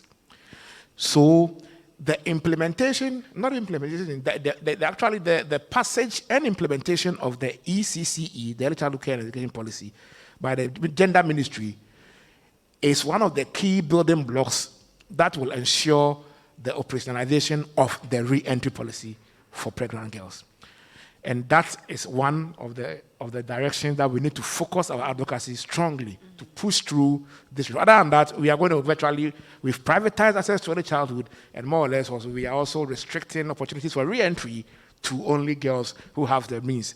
Finally, at the senior high school level, the key challenge, which we have started engaging the ministry on, is the fact that the free senior high school doesn't create a space for re-entry. Let me explain this. Free senior high school, immediately you are enrolled, you are given a unique number. Assuming my name is Amasari, and my number is number 1. The number is the basis for which government pays my school fees. And that number is valid for only 3 years. So if I get pregnant, or I got pregnant because of COVID, and I fell out, by the time I come back, my colleagues would have progressed. My ID expired. If I go to school, I won't have any free senior high school education. That's why repetitions are not allowed under free senior high school. So if we do not change not the architecture, but if we don't change the system of admission and make it possible for readmissions to be done at the local level for certain peculiar cases like re-entry for pregnant girls, and also an extension of the 3 years fixed duration of this particular voucher, to at least exclude the case of pregnant girls who need to re-enter, it will be difficult for re-entry opportunities to be opened at the senior high school level. And so we have started engaging the Ministry of Education on this issue. The challenge has been that as you engage the ministry and GES, they keep denying. Meanwhile, the data we are sharing out is data from the headmasters that we cannot admit them. When you get to the policy level, they say it's not true. Meanwhile, it's true. And so we need more. Yeah, we need a more broad. Coalition, exactly, to put more pressure on government to make these changes so that our collective efforts to get girls re-enrolled will not be thwarted by the lack of openings in admissions, etc. Thank you. Thank you. And to Lamnatu, we witnessed the lynching of Madame Dente because it went viral, And she was not the only one. There were other women at that time. There's currently prosecution of the perpetrators. But also the Ministry of Gender, Children and Social Protection reactivated the Anti-Witchcraft Bill. How adequate are these responses to dealing with the recurring issue of witchcraft allegation and the associated violence? Okay, so as I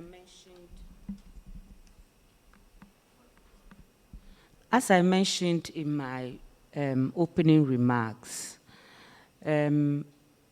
Dente's case is not the first, and as we even welcome a policy focused on witchcraft, let me say that policy alone is not enough.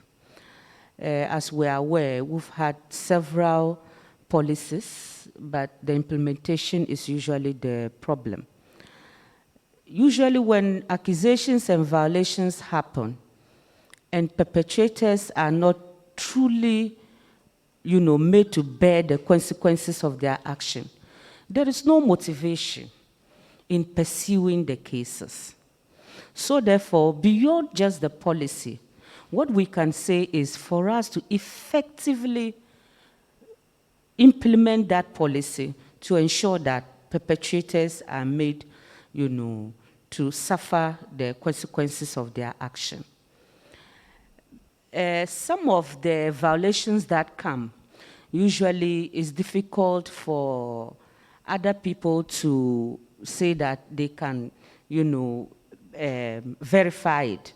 Because it's enough for somebody to say, I saw you in a dream trying to pursue me. And because you were pursuing me in a dream, it meant that you're after my life. Now, how do you interpret pursuance in a dream to mean harm? So I think that if such a bill should come, it needs a concerted effort for, very key, broad level engagement to understand what may come into it. But beyond that specific policy, on witchcraft, there are a lot of the sections in our constitutions, in some of the acts that are there, that you can directly pinpoint to.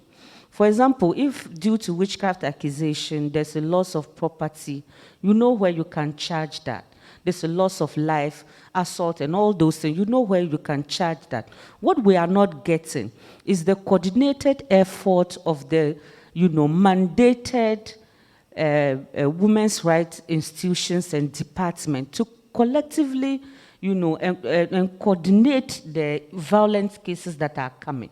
And so we welcome that concerted effort to have a specific policy on it, but we must be motivated in seeing the, the implementation of the policy. What's happening on the Ekwe case? I mean, it's been too long, and all we heard was arrests. We've seen bails going on, and nobody is updating us on what's happening.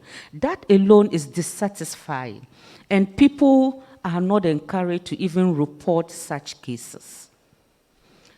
Good. So I want the mic back to Dinah, because there's a follow-on on that question. That a research conducted by ISE in 2019, so titled Economic and Social Costs of Violence Against Women and Girls, found that despite the high prevalence of abuse, particularly intimate partner violence, and its negative impact, the rate of seeking help is low. So the rate of reporting, seeking support to go through, seeking justice is low. I want you to help us understand why there is low reporting, and help us also see how can this be addressed. And that is a fact. It's been part of our response system, reporting and seeking help. Help-seeking behavior generally amongst people who are victims of sexual and gender-based violence is poor. And this has been confirmed by several researchers in the country. So that's that's a reality. One of the established reasons why people don't seek help first is stigma. When you disclose to your family, to your friends, and to your community that you have been sexually abused, or you have been battered by your partner, or what form of abuse it is you're experiencing, it usually starts by you being stigmatized by the community. It starts by you being blamed for what it is you are going through. And it starts by people then extending that stigma to your offspring. For example, if a woman says that she's been raped, the first reaction is she's been raped and she's filthy. She's unacceptable. People from that community, if she's not married, will not be interested in having their son, their brother, their relative marry her. So she is seen as an outcast. And then it goes to even her children. And it goes on. If you are married and you are being battered and you report, there are issues around the fact that it's either your fault, you are not a virtuous, there's a lot of pride around virtuous wife, right? People actually carry that as a tag, virtuous wife. What the ingredients of that is, we don't know. Some of us are not interested because it's just one huge burden being leveled on women's shoulders that makes things even more difficult. So, but those are some of the things. You are not a good wife, you are being abused. So one is stigma. The other one is, will people believe my story? Rape, again, an example. What were you doing there? What were you wearing? Are you sure it is not, you are not bitter because the relationship did not work? And those kind of things. Violence, all forms of abuse. When you say it, people question you and doubt you. So if people begin to doubt you, you now need all the time and resources to prove yourself. 3, do you trust the systems that you are being encouraged to report to? Do you believe that when the people who we all saw lynching Ekwe Adente, would you believe that up till now, that first bold step, apart from arrest, has not been taken and this matter is not resolved? So the one that everybody has seen, fili, cram, pono, it is taking forever. Then what about the one that it is he said, she said, my word, your word? So every day we sleep and wake up and we have one compelling reason why we should just famanyame and wait for justice, divine justice to happen. That's another one. Then I don't know if I mentioned the cost of it. The cost of it. You earlier on, and everybody, Bashira, everybody who's spoken, had said something about the cost of pursuing justice. If you have been slapped and you go to the police station, the police will give you a form to go to the hospital for the doctor to prove that there has been some hot something on your face that testifies to a slap. If you have been raped, you need to go to the hospital for the doctor to sign a form that says that indeed when he or she examined you, they established that this thing happened, upon which the police will process the case for court. And you need to get that medical form signed. That form, before it is signed, you would have to pay a fee. This fee is not about treatment. It is just to facilitate the movement of the doctor to the hospital in the event that he or she is invited to come and testify that when they examined you, these were the harm they saw.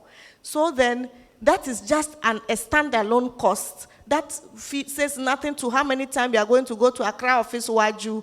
Before you go to court, it is adjourned and adjourned and adjourned and adjourned until the docket gets missing. Then we start again and it is adjourned and adjourned and adjourned. So that's one, the cost. Then the last one, in my opinion, one of the reasons would also be access, limited access.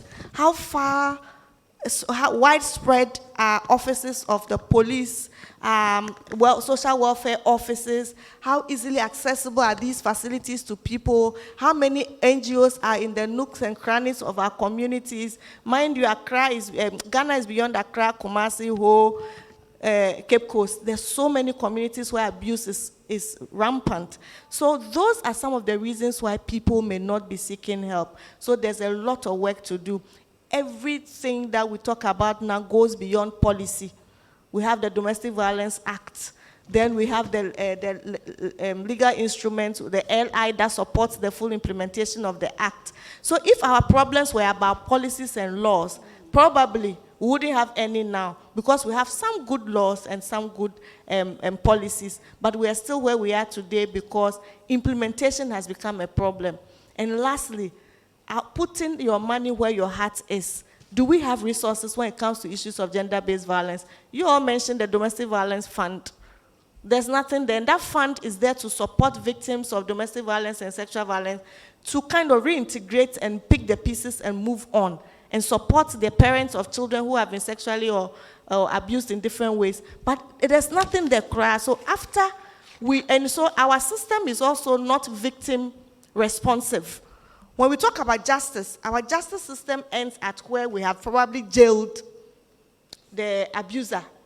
But we do not wake up to think about the victim and how they get support, how they are reintegrated and all of that.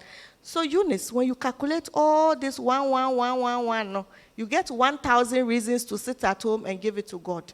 So those are the reasons why we probably are not seeking support. Thank you very much, Dinah. And I want to come to Susan. And we want to talk more about the DV Act and the LI. Because I know Susan, FIDA has been very instrumental in the whole advocacy towards the passage of the DV Act, and later on, 10 years after, the passage of the LI. You are civil society. This question should go straight to the ministry. Why is the DV fund still empty? Gosh, I wish you could have asked Dinah this question, since she used to work in that outfit. But, we conducted a research, and we found out about that time, Noel is here, if I'm wrong, you can correct me. The money in the fund was about 37 or 3,000, 37? Okay, at that time, that was in 2018 that we did that, research.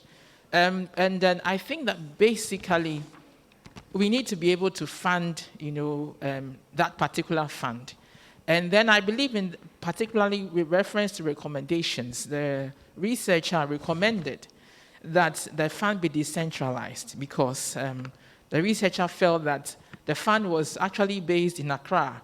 And now we have 16 regions. If everybody wants to actually, access that fund, that person has to go through a long process, come down to Accra, most probably, and you know how our bureaucracy works, to be able to access that fund. So that is something that I think I'm going to throw back, to participants for us to be able to really explore if that is a feasible thing we could do. If we could decentralize, that particular fund, probably have the district assemblies, overseeing that fund, or any other state institution doing that and doing it well, making it very friendly for people to be able to access, then that's probably, could help. But then, of course, who is responsible in actually, to actually fund, the domestic violence fund? Is it the state? And if you look at, the various human rights instruments that we have ratified and signed on to, the state is obliged to actually, fund, a domestic violence fund. However, looking at our context, does the state think it can reach or extend its hand to maybe the public sector to be able to help to fund, this domestic, violence fund? Is that possible? Is this a reality? Will it be compromised in any way if we, extend, a request the private sector to actually, help us to fund this, domestic violence fund? So these are all questions that we need to really, answer, and to be able to present, to the powers that be, that we believe this is the right way actually to go. Thank you. Thank you very much. And so I want to acknowledge the presence of the Ghana Police Service with us. Please, can we give them an applause? We are happy to have you join us. We have the NCC here, we have Oxfam, we have Straj, and we have the EXLA group here. So when we were discussing the issue around access to justice and the whole process of reporting and how that can be better tailored to focus on the victim or the survivor, I saw one of the officers nodding his head. And so I want to come to the plenary now and ask if the Ghana Police Service, any of them has any quick comments to make as a contribution to that discussion.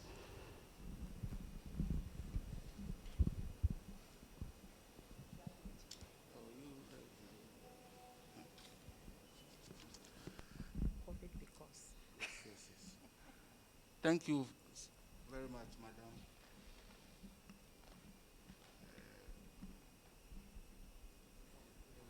Is it on? Yes, it's on. Okay, thank you very much, Madam. You see, the issue about policing and especially gender-based violence, there was a time I was doing a research on post-exposure prophylaxis that deals with treating women who are abused or sexually abused. And the issue came to the point where at the health facility, doctors collect money, as Madam stated. And trying to iron out these things so that doctors will see the people for free became a challenge. We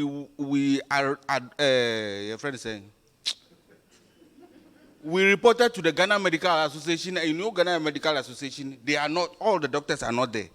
There are some in the private. So the issue has still been there, where doctors will still collect money before they issue out a report. And without this report, the lawyer will tell you that the docket is not complete. And when you take the case to court, they will free the suspect. We call him the suspect. He will be freed. So work down is zero. So your friend is saying, the Dovsu woman is right in saying that the reported cases are few because there are bottlenecks in the justice system that must be addressed. So let government come out and make sure that people who are abused go through free medical free medical services, so that people can be bold to go out and report to the police, and who will also take on, who take the decision by prosecuting people.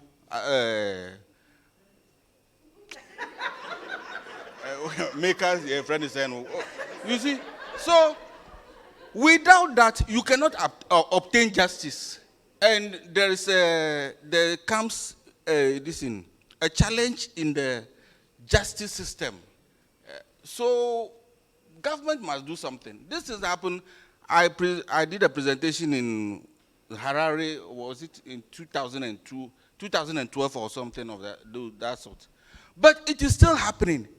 I reported to the Director General of the Ghana AIDS Commission.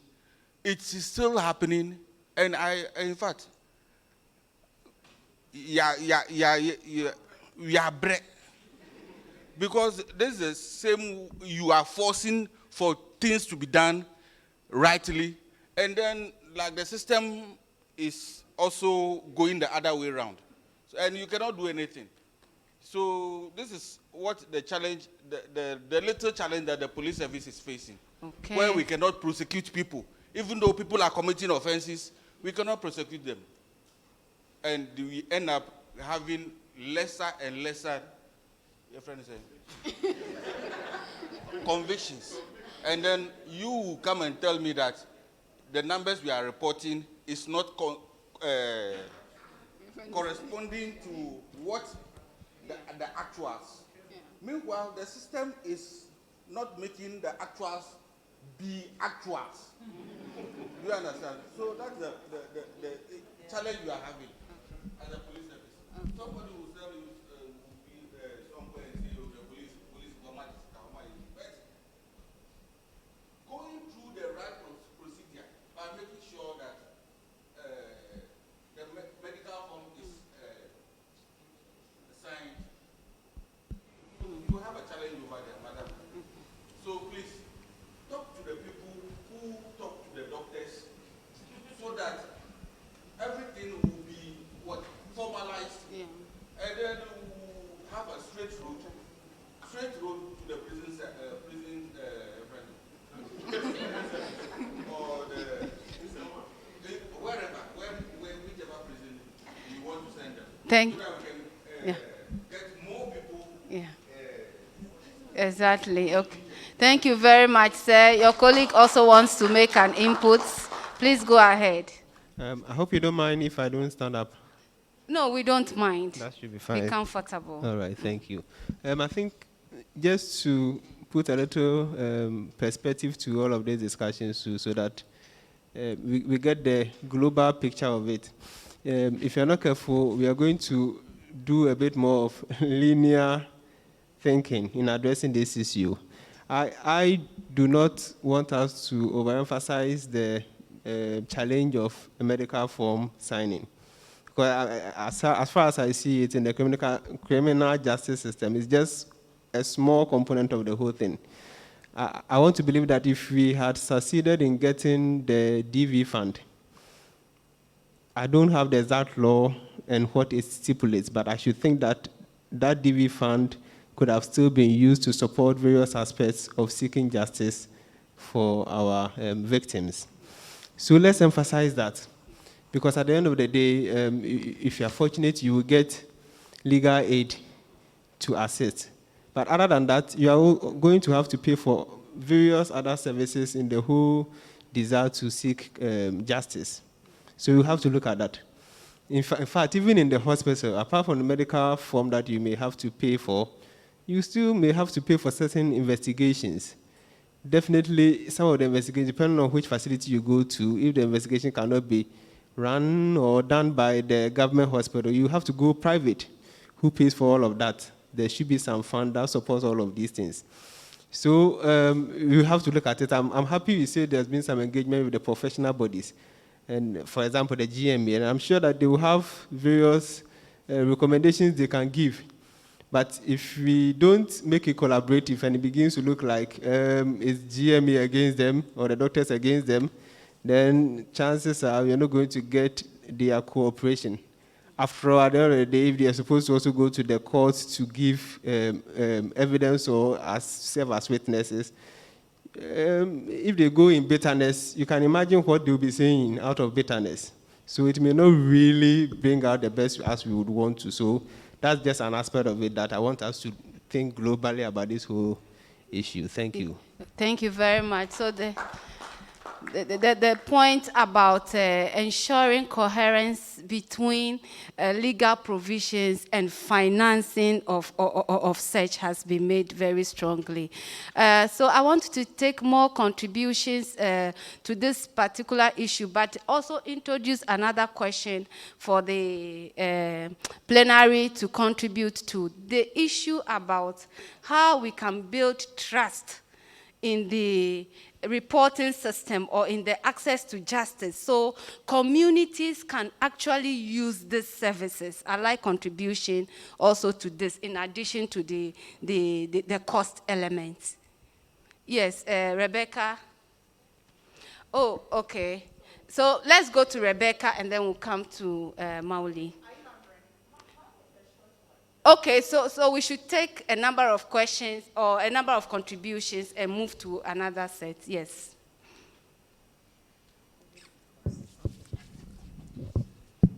Thank you very much. Mine is a short one to directly answer the question of building trust within the justice system and also making sure that these people who are victims are able to get the services for free. And so the legal people can also take up and then follow up on prosecution and other things that need to be done. And I share the frustration of the police official. I must commend Star Ghana for this platform, because it is at such platforms that we hear these things and the media and others can also push it with the hope that one day the solution will come. Talking about it is part of the solution.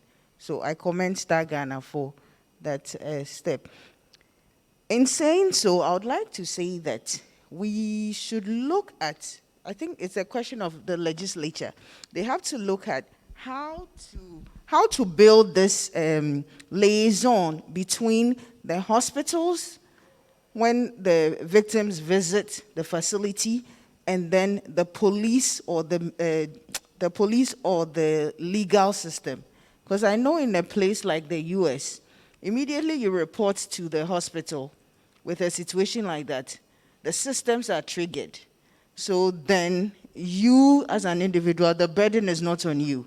There's a document they fill up, and these various departments that need to act from wherever they are and follow up. So then the burden is taken away from the victim, and so the process is triggered. And it also, I'm sure, encourages the issue of the trust and builds, because then they don't have to go around as victims and trying to work their own things out. The system works for them. So I think that in the future, as we talk about this, we can capture it and see how the legislature can work with the systems that we already have. Thank you very much. Rebecca, and we come to Mauli. Yes.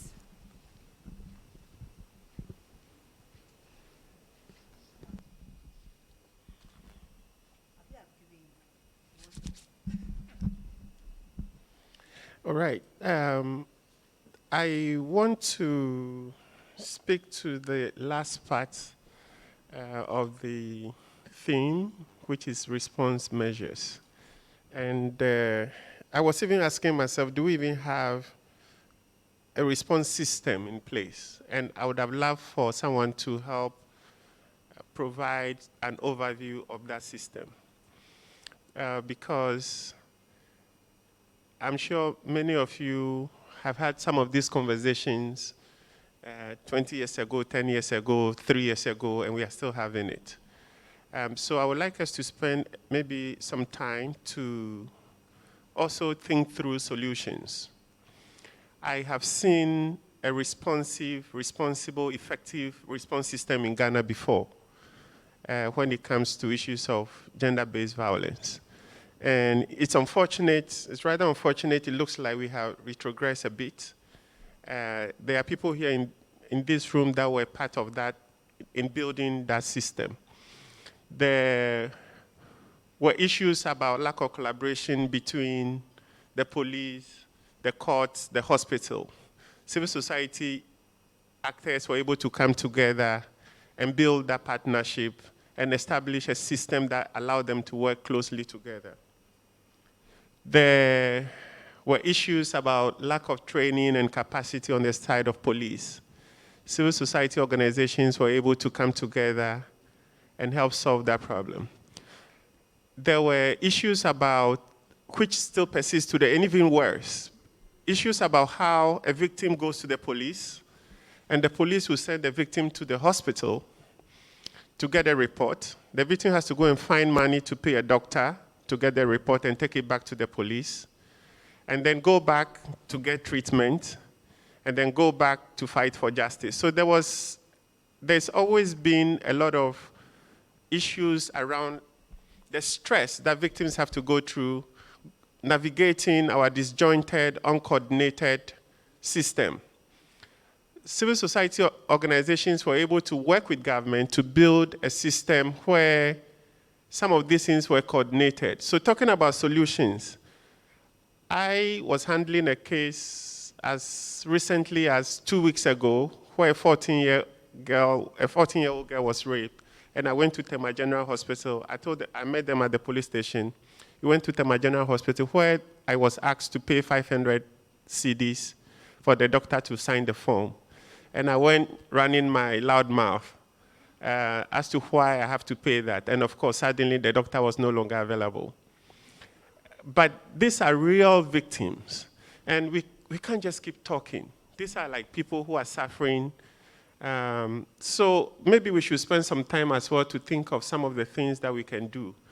There was a civil society fund before that supported victims. Can we do something like that? Even as we wait for the big things to be resolved, are there some little things that we can do to help victims? But I would like to hear if anybody can provide a short overview of what our so-called response system is today. Thank you.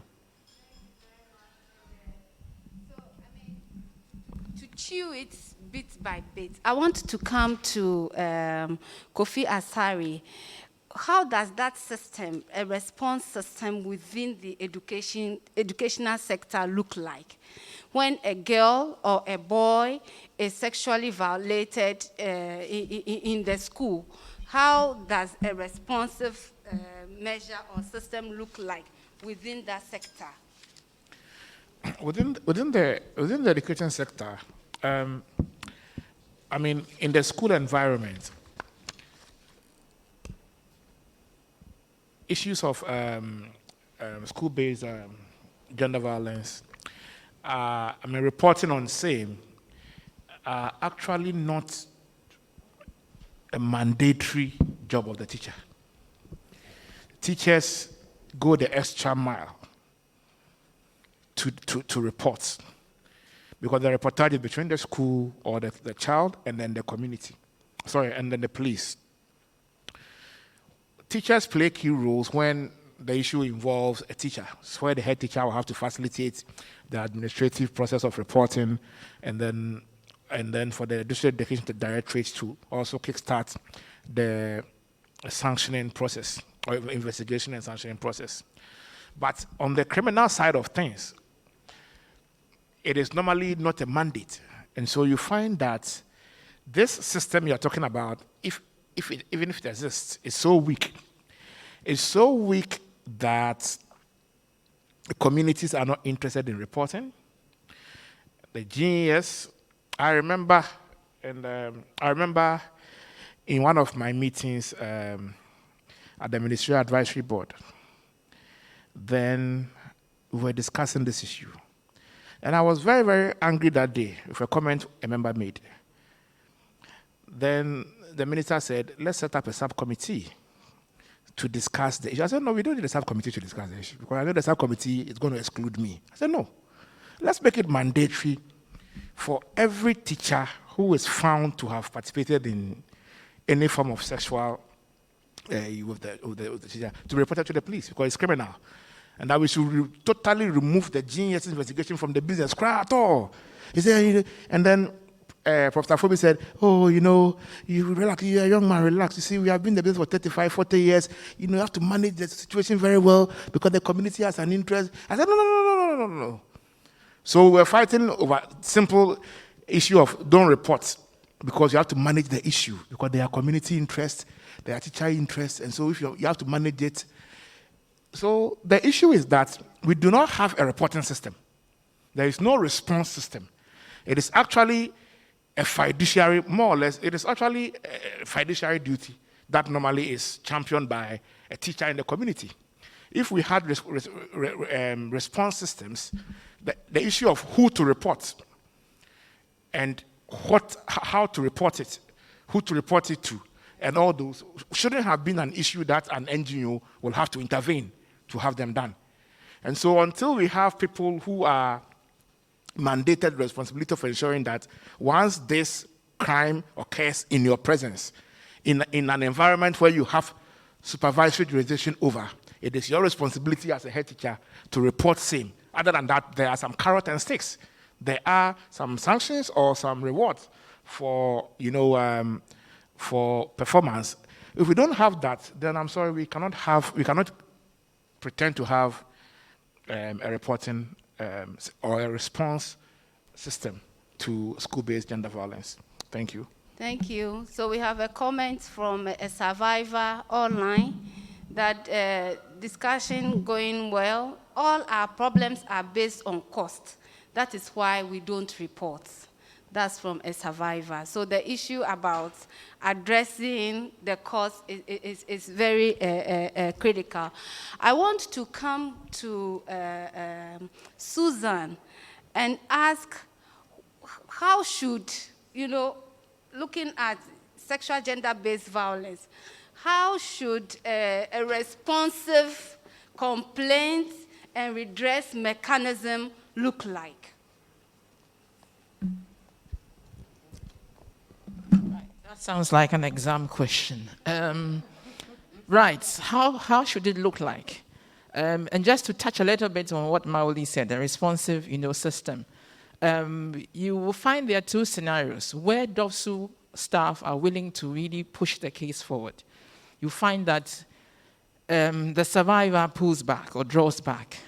And basically, it's very frustrating when the DOFSU staff has gone, beyond even the call of duty to actually try to get the case in court. And then the survivor draws back. And usually they draw back, basically, some of the reasons that Dinah has mentioned. But cost, exactly as the survivor, just said, is also a big issue. But then there are also cases where the officers are also unable to push the case because of varying reasons.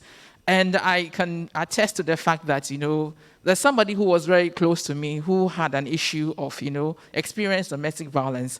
And I asked her to go report to the police. And the question she was asked, is, what did you do to your husband? And she said, I didn't do anything much. It was just a simple, for the argument. Go back home. When he beats you again, you come and report. I was definitely embarrassed to the core, because I asked her to go report, and for her to receive this feedback, it was highly disappointing. So that there are issues to do with reporting, and even with persons with disabilities. When Star Ghana gave us funding to be able to look at the extent and nature of violence that persons with disabilities actually go through, and we looked at the data from 2011 to 2016, and there was no report by a person with disability to any of the police stations or DOFSU stations we're looking at. And we're looking at the Volta region, we're looking at Greater Accra, a part of it. We're looking at Bronga Hafu. The only cases that the researcher came up with were cases of incest. And when we went down to the ground to find out why they were not reporting cases, for the deaf community, it's a serious issue of not being able to get an interpreter to interpret, the case. And so there's also a lot of impunity even amongst, persons who are deaf, because the person who perpetuates this knows that if I go to the police station, I'll be asked to go and bring an interpreter. I can't get an interpreter. So the issue is, well, I can do it to you and you cannot do anything to me. That's the culture even, with the deaf community. So we came up with protocols as to how to report cases, coming back to your question. And based on international best practices, we were able to, outline the roles of, the DOPSU officer. Then what, the survivor also should expect from the officer was also, put together. And so the perpetrator knows that when I go to report a case, this is what I expect, from the DOPSU staff. The DOPSU staff also dealing with the different categories of persons with disabilities also knows that if it's a deaf person, I must get an interpreter. If it's somebody who is blind, I must also make provision for that person. If it's somebody who cannot move physically, and sometimes you find that some of the police stations are just unfriendly. And you can't access, the police. And sometimes DOPSU would actually go a step further to bring their officers downstairs to be able to receive, a case from a person who has issues with physical mobility. Now, how much more, our young women who don't have any disabilities? For them, it's a tall order. If, like I said, if I send someone to go report a case, and this is a question that she gets, and it keeps coming back. The feedback keeps coming back. That when I go report the case, the lady tells me that you are even lucky you are married. Yes, you are fortunate you are married. So these are some of the issues that we need to deal with when it comes to reporting cases. And, there's a sort of donor fatigue amongst, our supporters who think that every time we are training police officers, that is what they think. And so the issue is we must start from the police training schools. How do we get, these things onto the curriculum and make them examinable? I was told that they are now examinable, but at first it wasn't examinable. But how extensive, are some of the issues that we place on the curriculum? So that it really, trickles down or cascades down to all the different categories, of police officers. It doesn't matter if you are adults, you must know how to, respond to cases that come to you. If you are moved from DOS to another place, you must be able to transfer that knowledge to that particular unit that you go to, because sometimes you can be on the street as a police officer, and there's a case of violence on the streets.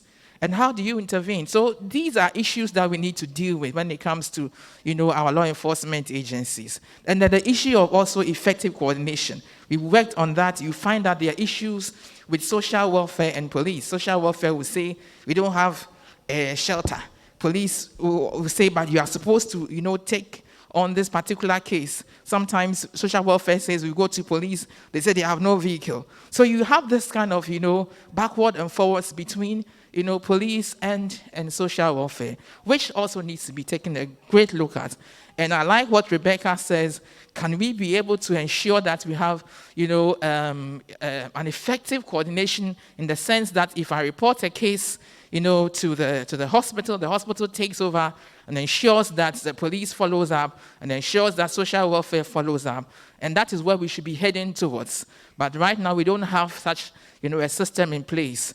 The only thing that most CSOs are doing is try and work in smaller areas to actually improve that kind of coordination between police, and social welfare. Luckily, fortunately, Shraj is doing a good work. They have a responsive system. They have an online system as well, where categories of people, whether you have a disability or not, you can actually report a case. And fortunately, because of the kind of work we did with Star Ghana, they actually realized there was a gap looking at the type of disability. So they have the information online, but then they didn't have the type of disability on, and it's very important. Like I said, if the person is deaf, then if you know that that person has this type of disability, then it means I must provide, an interpreter, a sign language interpreter, that's what I mean, to be able to interpret, whatever the situation is, for them to record the case. Thank you. Thank you very much, Susan. So to just reflect back to the plenary some of the recommendations, because it's important to be looking forward. I think the issue around getting the DV fund operationalized has come up very strongly to deal with the issue of financial access, engaging the early childhood care policy, and also the re-entry policy has come up. There's a big issue around facilitating a coordinated response measure. So involving the key actors, the police, the courts, the hospitals, and the Ministry of Gender, Children, Social Protection, Education, every state institution that has a kind of role. There should be a system to coordinate this. I want to come to the plenary and pick from you around what else needs to be done to see some more progress towards prevention and response to sexual gender-based violence. And I want to take as many contributions as possible. So you can give them numbers, and then we can use the numbers. All right. So, yes, we have 4 hands up. So this will be number 1, number 2, number 3, number 4.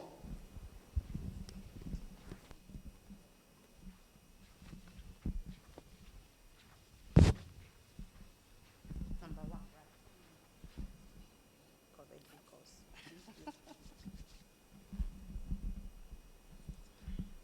Good afternoon. Thank you very much for the opportunity. I'm Henrietta from NCCE. As I sat back here listening to everyone, I realized one issue we should be looking at, which falls directly within what the NCCE does. I sense the issue of knowledge gap and education. A friend mentioned the re-entry policy, and he indicated that even the teachers have limited knowledge. So on the side of institutions, there's the anti-witchcraft bill. The Constitution is replete with knowledge and information on what the citizen should know and what institutions should also know and do. And so as part of our response mechanism, I think we need to give some attention to educating and giving ourselves knowledge on what these issues are about and how we redress it. Thank you very much. Number 2.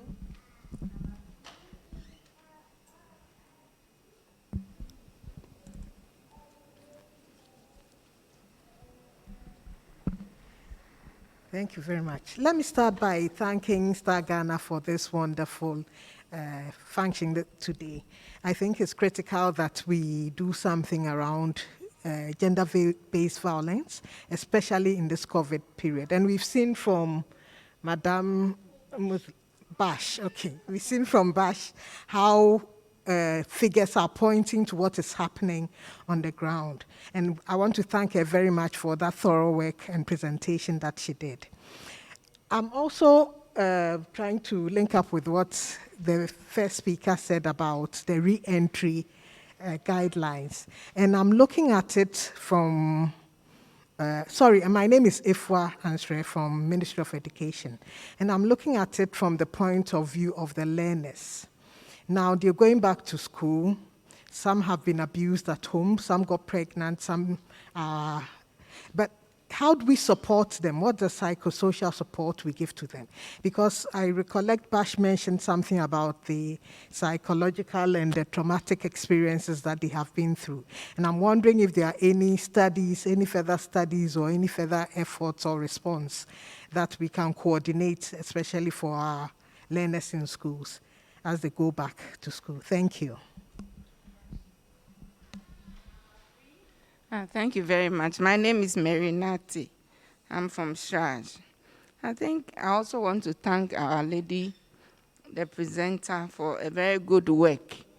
And then, especially from our panelists, I've learned a lot. Except that in the course of our work, there are a few bottlenecks in trying to help solve the issue of sex and gender-based violence against children. One is the family system. My sister mentioned the issue of knowledge gap.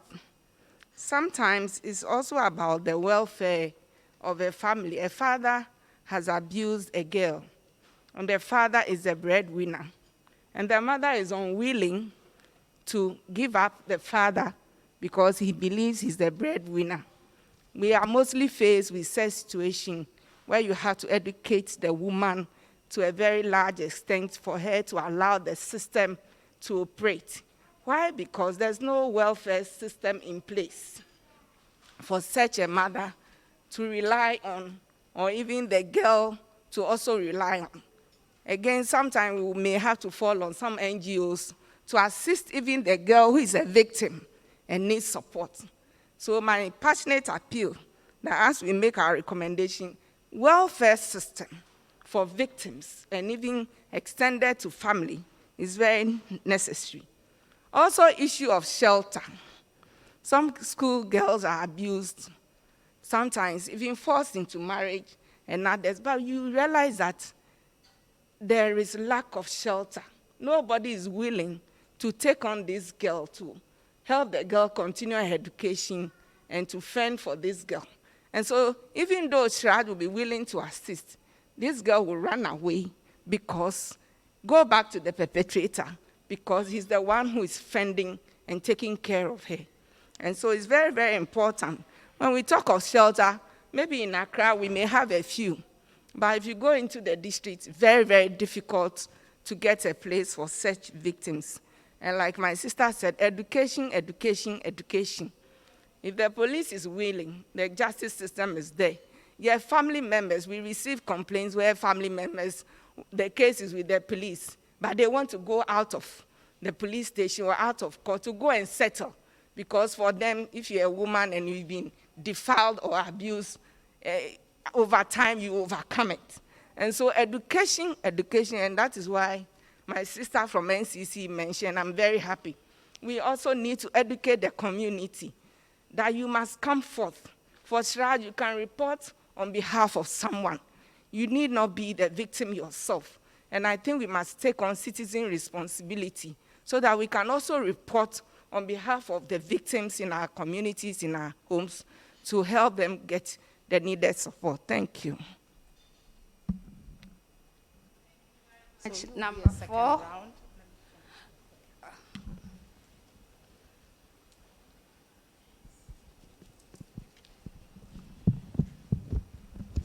Thank you. Is it afternoon? Afternoon, everyone. My name is Keita Rose Tahiru. I'm the Gender Justice Advisor with Oxfam in Ghana. So I think that, first let me go back and say this has been a very informative and I think well-timed dialogue. We've been seeing and hearing from our partners in the communities the realities that I think Bash's report has really brought to light. Everyone that we've worked with has been saying this, anecdotally, of course, that gender-based violence, violence against girls, violence against boys, men and women are on the rise, that COVID has really accelerated a lot of what we have been seeing around sexual and gender-based violence in the past. So it's really great to have some data to support what we've been hearing since March. So thank you for that. But I do want to bring up 2 points. And I think that the questions before me have really highlighted those 2 points. And the first one is about safe spaces. So if we're talking about response measures, we need to start talking about safe spaces. And not just safe spaces in terms of the shelters. So those are very important.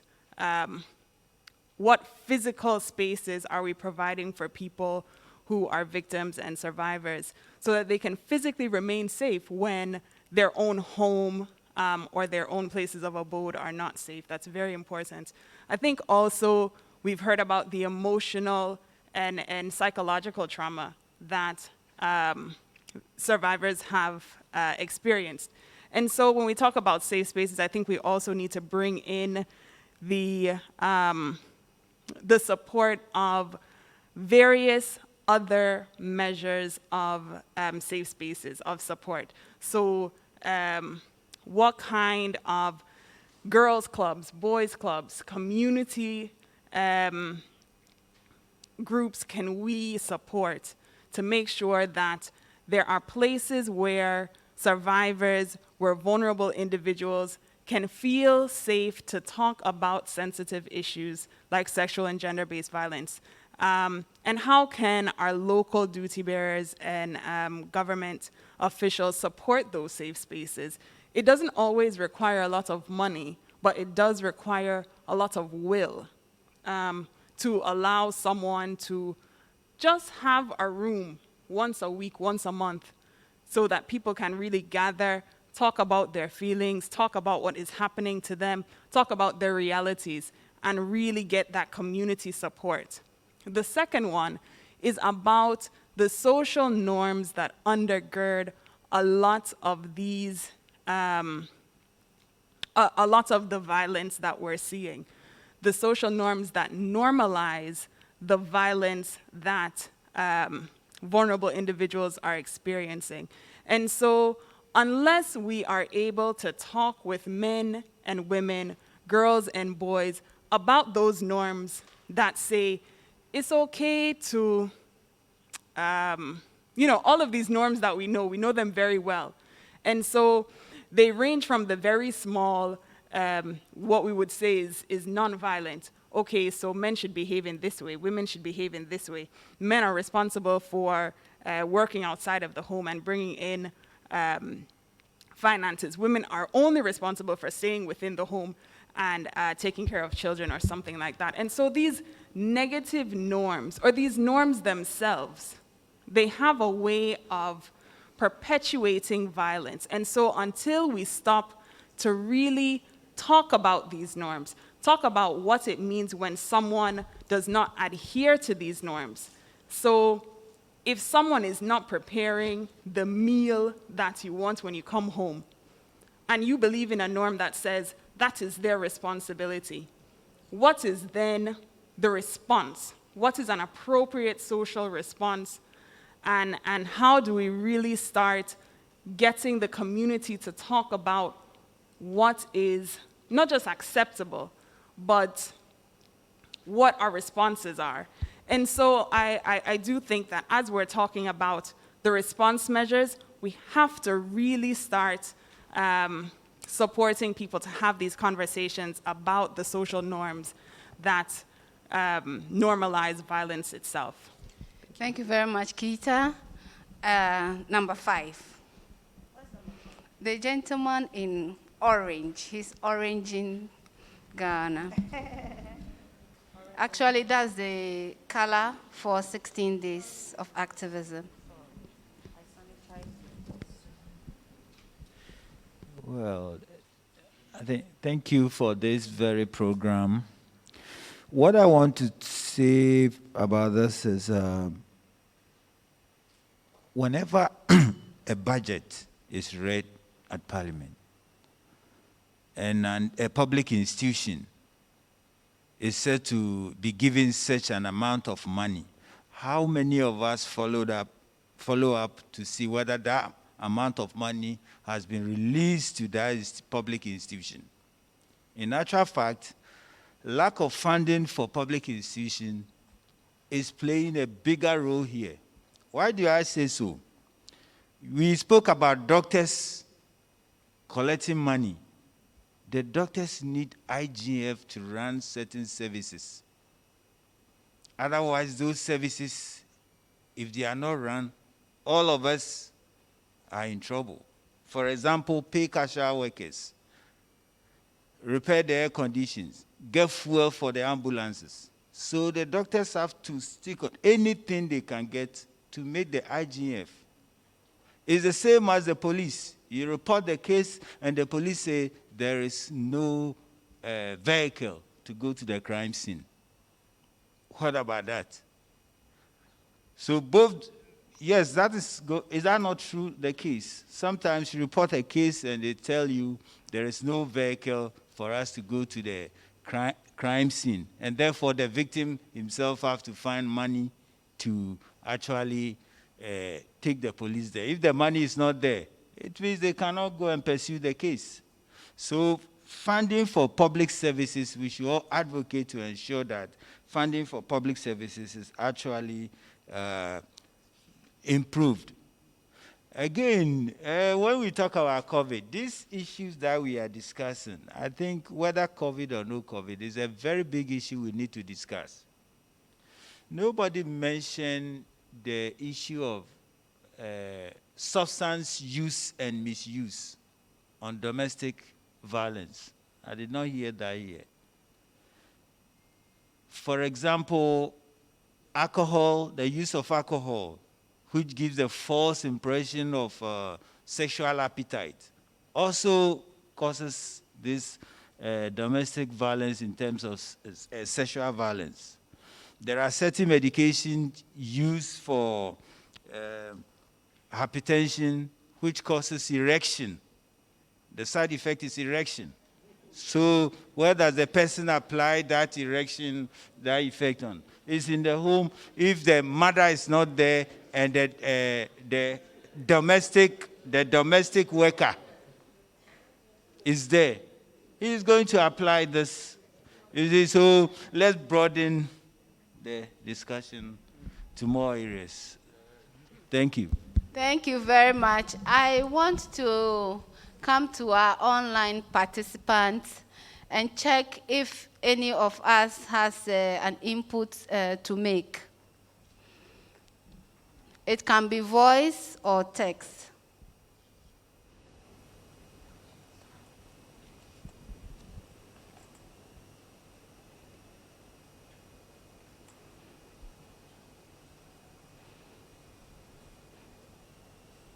Is any of our online participants ready to make an input?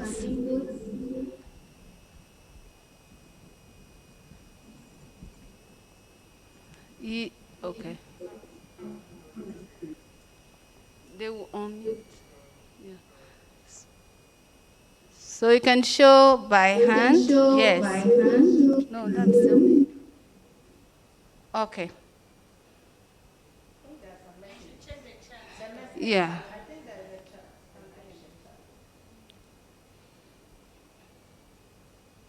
No, click on the chat.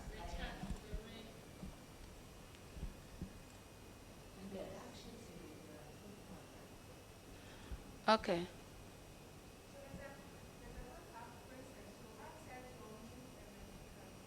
Okay. I can't, okay. Hello, Princess. If you are ready, we can take your input. Just unmute your mic.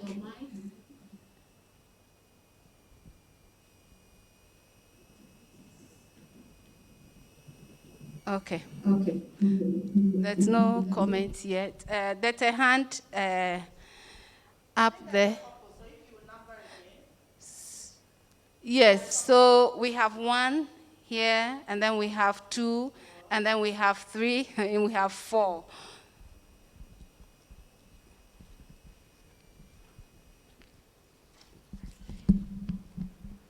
Thank you very much. Good afternoon. My name is Esedu Amantia from NCC. And this is a quick one to Susan. In your presentation, you did mention that as to the response to how victims are able to respond, you did mention that you were able to come out with some protocols. So coming from NCC, we always find ourselves in the communities and almost everywhere in this Ghana, in this nation. So I'll kindly ask that your outfits, that's FIDA, if it's possible to share the protocols with us so that anywhere we go, if something of that sort approaches that will be able to give a proper response. And secondly, to add to the gentleman at the back too, NCC, our main problem, as we all know, if you don't know, we are everywhere. We speak all the dialects in this nation. And our main mandate is to do education. But because of lack of funds, those of the NGOs, that organizing a community program is not an easy, it's capital intensive. So NCC, we are ready to collaborate with any institution for us to move to the field to send the message to the people that at the community level, irrespective of the language. Thank you. Number 2. Noel, right? Yes, Noel.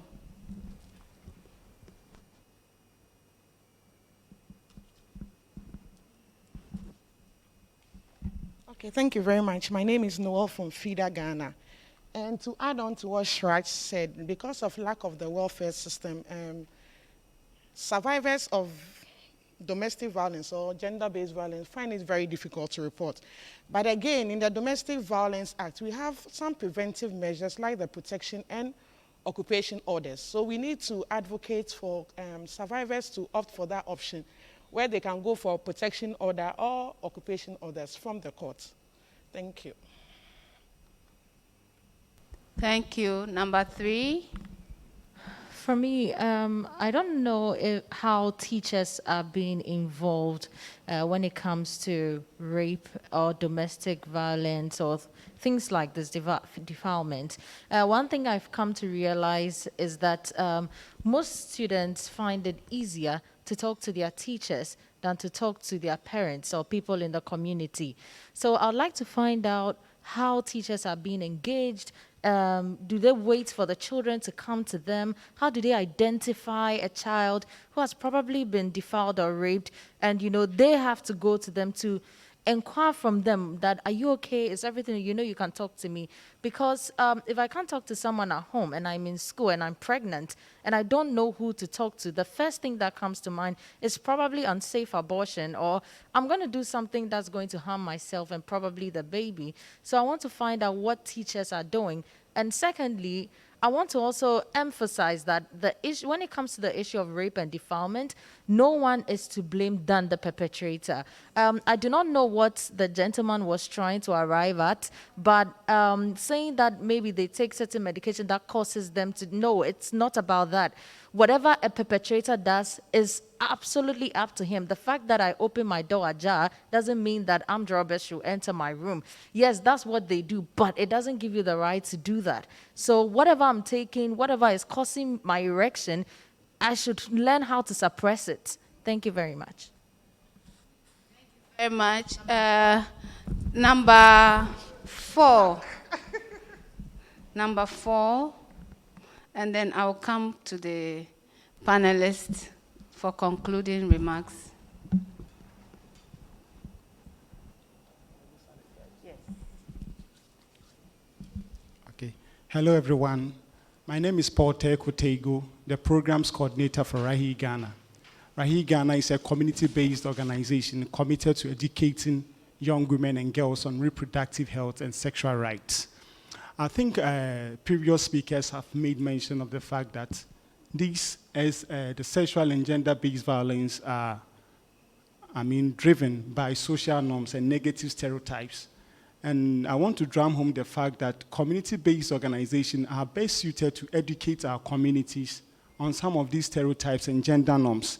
But more often than not, funding mechanisms and arrangement goes to bigger NGOs as against these community-based organizations who really are very much in touch with the issues on the ground. They know the survivors, they know the perpetrators, they know the victims, and they know the social and economic implications of all these issues that are coming out. So I will plead with Star Ghana Foundation that more often than not, these funds should be channeled to community-based organizations for collaborative programs on engagement of those issues at the community level. Thank you very much. Thank you very much.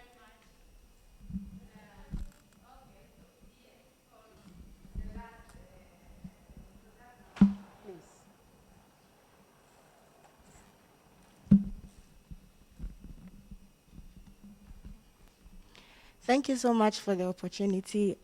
I would say I'm very happy to be part of this wonderful discussion. Before I go into my contribution, I want to commend Starhawk Foundation Ghana and all the organizers who saw to it that this program was fruitful and successful. To my contribution, for me, I would say problems and challenges are everywhere, but we shouldn't make these problems and challenges deter us from doing what is right. I also believe that as an individual, if something is important to you, you attach a whole lot of things to it, like resources, money, and attention. So if as at now, the DV funds is still not available, then that should tell us that perhaps a lot of importance is not being attached to that. So we should find means and ways to attach more importance so that that fund can be available. Also, there should be a peer-to-peer sensitization and educating people on the need to report when they find themselves wanting. Why am I saying this? Sometimes, even now, getting to election year, for instance, we see a whole lot of adverts and programs, people advertising a whole lot of stuff. That should tell you that people have attached a whole lot of importance to such things. So going forward, we should see these educations on platforms, TVs, because that is where most people spend most of their times. So going forward, I think when we do that, it can help to rectify these problems, so it could be solved. Thank you so much. Thank you also so much. So I'm coming back to the panel for the concluding statement. And I want Dinah and Lamna to contribute to the issue around how can we better target awareness? How can we, ensure that our awareness building that is integrated into gender equality is actually challenging some norms that reinforce and perpetuate discrimination and violence against women and girls? Well, first, this very question you asked today, Eunice, was asked in some facility like this 20 years ago, 18 years ago. I remember, just like this, how do we facilitate awareness? How do we ensure that gender norms, harmful traditional practices and other norms that entrench gender-based violence are dismantled, and we do reorientation? And we had a rich conversation, and we went to work. We've worked 18 years, 20 years. The question has come again. It's tough, but what does that tell us? It tells us that when things have to do with behavior, when it has to do with attitudes and mindsets, when part of it is entrenched in tradition, culture, and religion, it becomes a very difficult thing to change. And what that says to us as advocates is that first, when you sign up for this job, and you pick your job description, read at the bottom, no getting tired. Because you are going to do this repeatedly, and the likelihood that every year you see same cases and new cases coming up is there. But we also have come far. And based on what we have done in the past, we know how to probably get to our destination. One is to be consistent with our message. The fact that we've not eliminated sexual and gender-based violence does not mean what we are doing is not working. It just means that the scope of the work is so wide and so deep that we need to keep pressing on. So one is to be consistent, and two, we need to inform ourselves. We need to understand the dynamics. When, for example, on social media, you put an issue up about sexual or gender-based violence, you hear some know-it-all people coming to tell you why what you are saying is not right. You will need to know a bit more to be able to stand up to the storm and correct, and in that opportunity, change mindset. I give an example. For the past few weeks, we've been running a campaign on Vote for Women. And then people come, very well-written, very high-standard people come on the post, and they tell you why when you come, Your campaign should say, for example, what women have to offer. Your campaign should say, for example, women are trustworthy, they're professional, they can multitask, and all of that. And what you need to know, not to back down, is the first and foremost, you should know that if women are 51% of the population, simple logic says it's fair that they are a full part of the House of Parliament. But if you don't know, the moment they are done with you giving you a long list of the things you should say, you are like, my bremisu makebi. Then the work goes back. So that's one part, knowing your stuff, being consistent, reading more, working with each other, sharing information, and building a solid ground upon which you want to build awareness. 2 is to have a network of people. Bring a lot of people into the network. And then the intergenerational relationship. I'm telling you now, about 18, 20 years ago, when where's Maoli? Maoli and I were so young, and following, we look young now, but we don't feel that young. 20 years is a long time to have been doing this.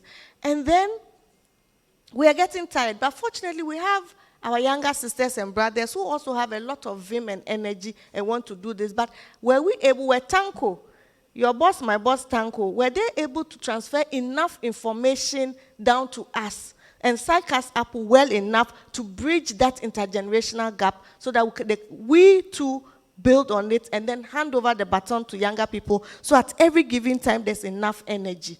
Thirdly, are we committing resources? A few years ago, Star Ghana, and I know we still have a lot of money, had a lot of money and gave to a lot of civil society organizations, and they did a lot of things. FIDA is here to talk about the experience. There are a lot of partners here. If Star Ghana is not able to raise that kind of funds to do the kind of work, are we going to continue, or we are going to pack?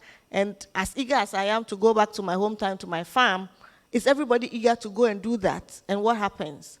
So again, resources, we need resources to be committed to this cause, and it's very important. We, in the process, also should document, and then work with a lot of statistics and data. It's extremely important. Our president, for example, says we're working with science. What is the data saying to us?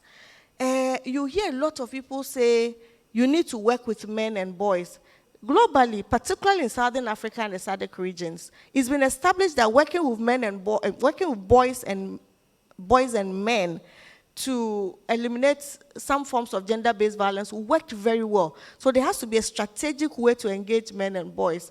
Working as a feminist does not suggest in any way that you shut your doors to working with men. It's a very strategic approach to eliminating gender-based violence. But I also say that that is not a basis to cede off positions that women should occupy, pages that women should be on for men because you want to work with men and boys. Working with men and boys is a strategic way that is done in a particular way that you need to know the art. Otherwise, before you finish working with men and boys, you have also instituted a new patriarchal system that stands as a blockade for women. So those are things we need to first read about. What are the best practices or working practices that we can adopt that suits the standards of our country and our context so that we can move forward. But all in all, there's a lot of work to do. Okay. So there's a comment here that aligns very strongly with the point Diana made about building an intergenerational movement on gender equality. So it's saying we must also prioritize intergenerational dialogue going forward. Education cannot be overemphasized. So I want to come to Lamnatu because you are intervening in a very unique space. How do we innovate our awareness strategies to break down the social norms that reinforce witchcraft allegations that are also based on gender discriminations and stereotypes? Like Dinah said, this is a fatigue work that we cannot ignore. As much as we are not getting too bored to do our work, we must continue to emphasize the need for attitude change. It is usually said that nothing can be done without the people that are involved. And for me, I think that whatever strategy that we must focus on should also be generated by the communities that we are working with. Because of the rootedness of the cultural norms in some of the gender-based violence that we see, especially in our context, it is important that we work with traditional authority. Because usually when violations start or accusations start, the first point of call, especially in communities that do not have access to police station and any other administrative institution, the first point of call is usually at the chief house or probably at the imam or pastor's house. And so we cannot ignore the role that traditional and religious bodies can play. Also because traditional authority and religious bodies have bigger constituents that they can also appeal to towards attitude change. So beyond using our social media, at the traditional level, what we can do, or at the community level, is to look at what other community level structures are there that we can leverage on. For example, we can have champions of change within our communities, or the child protection units or committees or community-based anti-violence teams that we can train, on paralegal issues so that they can distinguish also between what is a criminal offense and which is not, and what they can, dialogue and mediate on, and what is supposed to be reported to the police. So at the community level, we must also emphasize this. We also need to work seriously with the survivors of these accusations. And so because of that, we have built the network of alleged witches capacity, so that they are also able to take the agenda campaign by themselves. Yesterday in the Tamale convening, you saw that they spoke themselves about the situation they are facing and what they need to see in the changes that will happen. So I think that it should be a collective thing. We must identify at the community level who can support us bring that change, to work very well with them, not forgetting also the young people's group. Because we notice that in the event of accusation, the youth are usually quick to burn houses. They are quick to ask that they don't want to be with such a woman. How do we, engage the youth to understand that these are human rights violations and this is the support that we'll need, from them? So I think that we must clearly identify all these key stakeholders and bring them on board towards attitude change. Thank you. Please give the mic to Kofi Asari. I want to, in your closing remarks, reflect around how teachers or how teachers can be better supported to provide psychosocial support to learners as they return to school, particularly the girls who have gotten pregnant and would want to go back to school. Well, okay. Let me just do that straight away. I'm aware GES is recruiting over 200 counselors, deploying them as part of government measures to ensure that we have trained counselors in schools to provide on-site psychosocial support. Beyond that, so I'm told the recruitment is ongoing. We need to keep advocating for that. That's the first one. Second, teachers can only assume any responsibility, be it support towards psychosocial or support towards reporting, if it becomes a responsibility. And as I mentioned, in the absence of a reporting culture, it is difficult to identify a reporting system. And so I recommend that at the school level, it must be part of the KPIs of every teacher, including the head, to report such issues. And when such issues occur and are reported, there must be carrots and sticks, so that if you know you are reporting the issue, there must be some incentivization of that particular process. That is 2. 3, we have a situation at the national level where there is still a penumbra as to what we should do with teachers who engage in sexual exploitation of students, especially when it's not a matter of defilement or when it's not a clear-cut issue of rape. And so we need to have a consensus at the national level, especially between teacher unions and the GES. Teacher unions have a history of protecting their members when this happens, and we know that. Without their support, it will be difficult because they have about 400,000 members and they have a bigger constituency. Even government is afraid of them.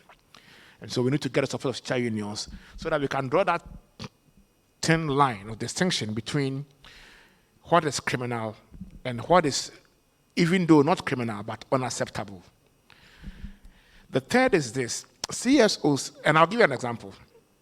When students go to school, they are not coached to go and operate within a culture of reports when any sexual exploitation happens. No, that is not the culture. And so if you want to assume that behavior, you will actually be acting ultra-virus the culture within the school. I've been involved in a case in Peki Senior High School. You guys may have heard about it in the media. The thing has been going on for about 3 months, because the girl is actually about 5 months or 4 months pregnant, and other girls there. But everybody was afraid to report. Every teacher in the school knew the headmaster was a bonking headmaster, and he was just moving from girls to girls. But everybody was afraid to talk, including female teachers. So the assumption that when a female teacher is available in school, it's likely the girls will go and confide. It's totally rebuttable. It doesn't work like that, because of how powerful some of these head teachers are. It took the intervention of people in Accra to get the media and expose the headmaster. Now, this means that there is no culture of reporting in the schools. There is something we call the Code of Conduct for Students. If you read that Code of Conduct, I don't see anywhere in that Code of Conduct where it is explicitly mentioned that in case of any violence, report to this number or report to this process. Because in the school as an environment, the guardian may actually end up being the perpetrator of the violence. So you can't say that in case there's a case of sexual assault or sexual exploitation, report to the headmaster. No. So the system within the school environment is not reporting friendly. We need to make it reporting friendly and have all these mechanisms for reporting embedded in the student code of conduct, so that students are schooled or oriented among others in all these reporting mechanisms. CSOs, finally, CSOs.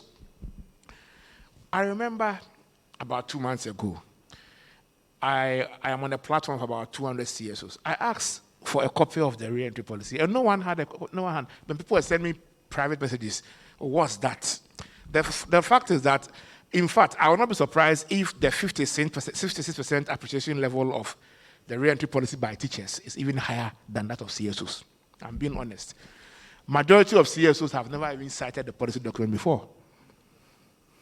Without the capacity to appreciate what the policy provides, it is impossible to do any meaningful advocacy at the community level or at the policy level for its implementation or changes. And so we need to enhance CSO capacity in order to appreciate the re-entry policy and then play the roles that they can play as a nexus between the community and then the state institutions at the district level that have to work to operationalize that policy.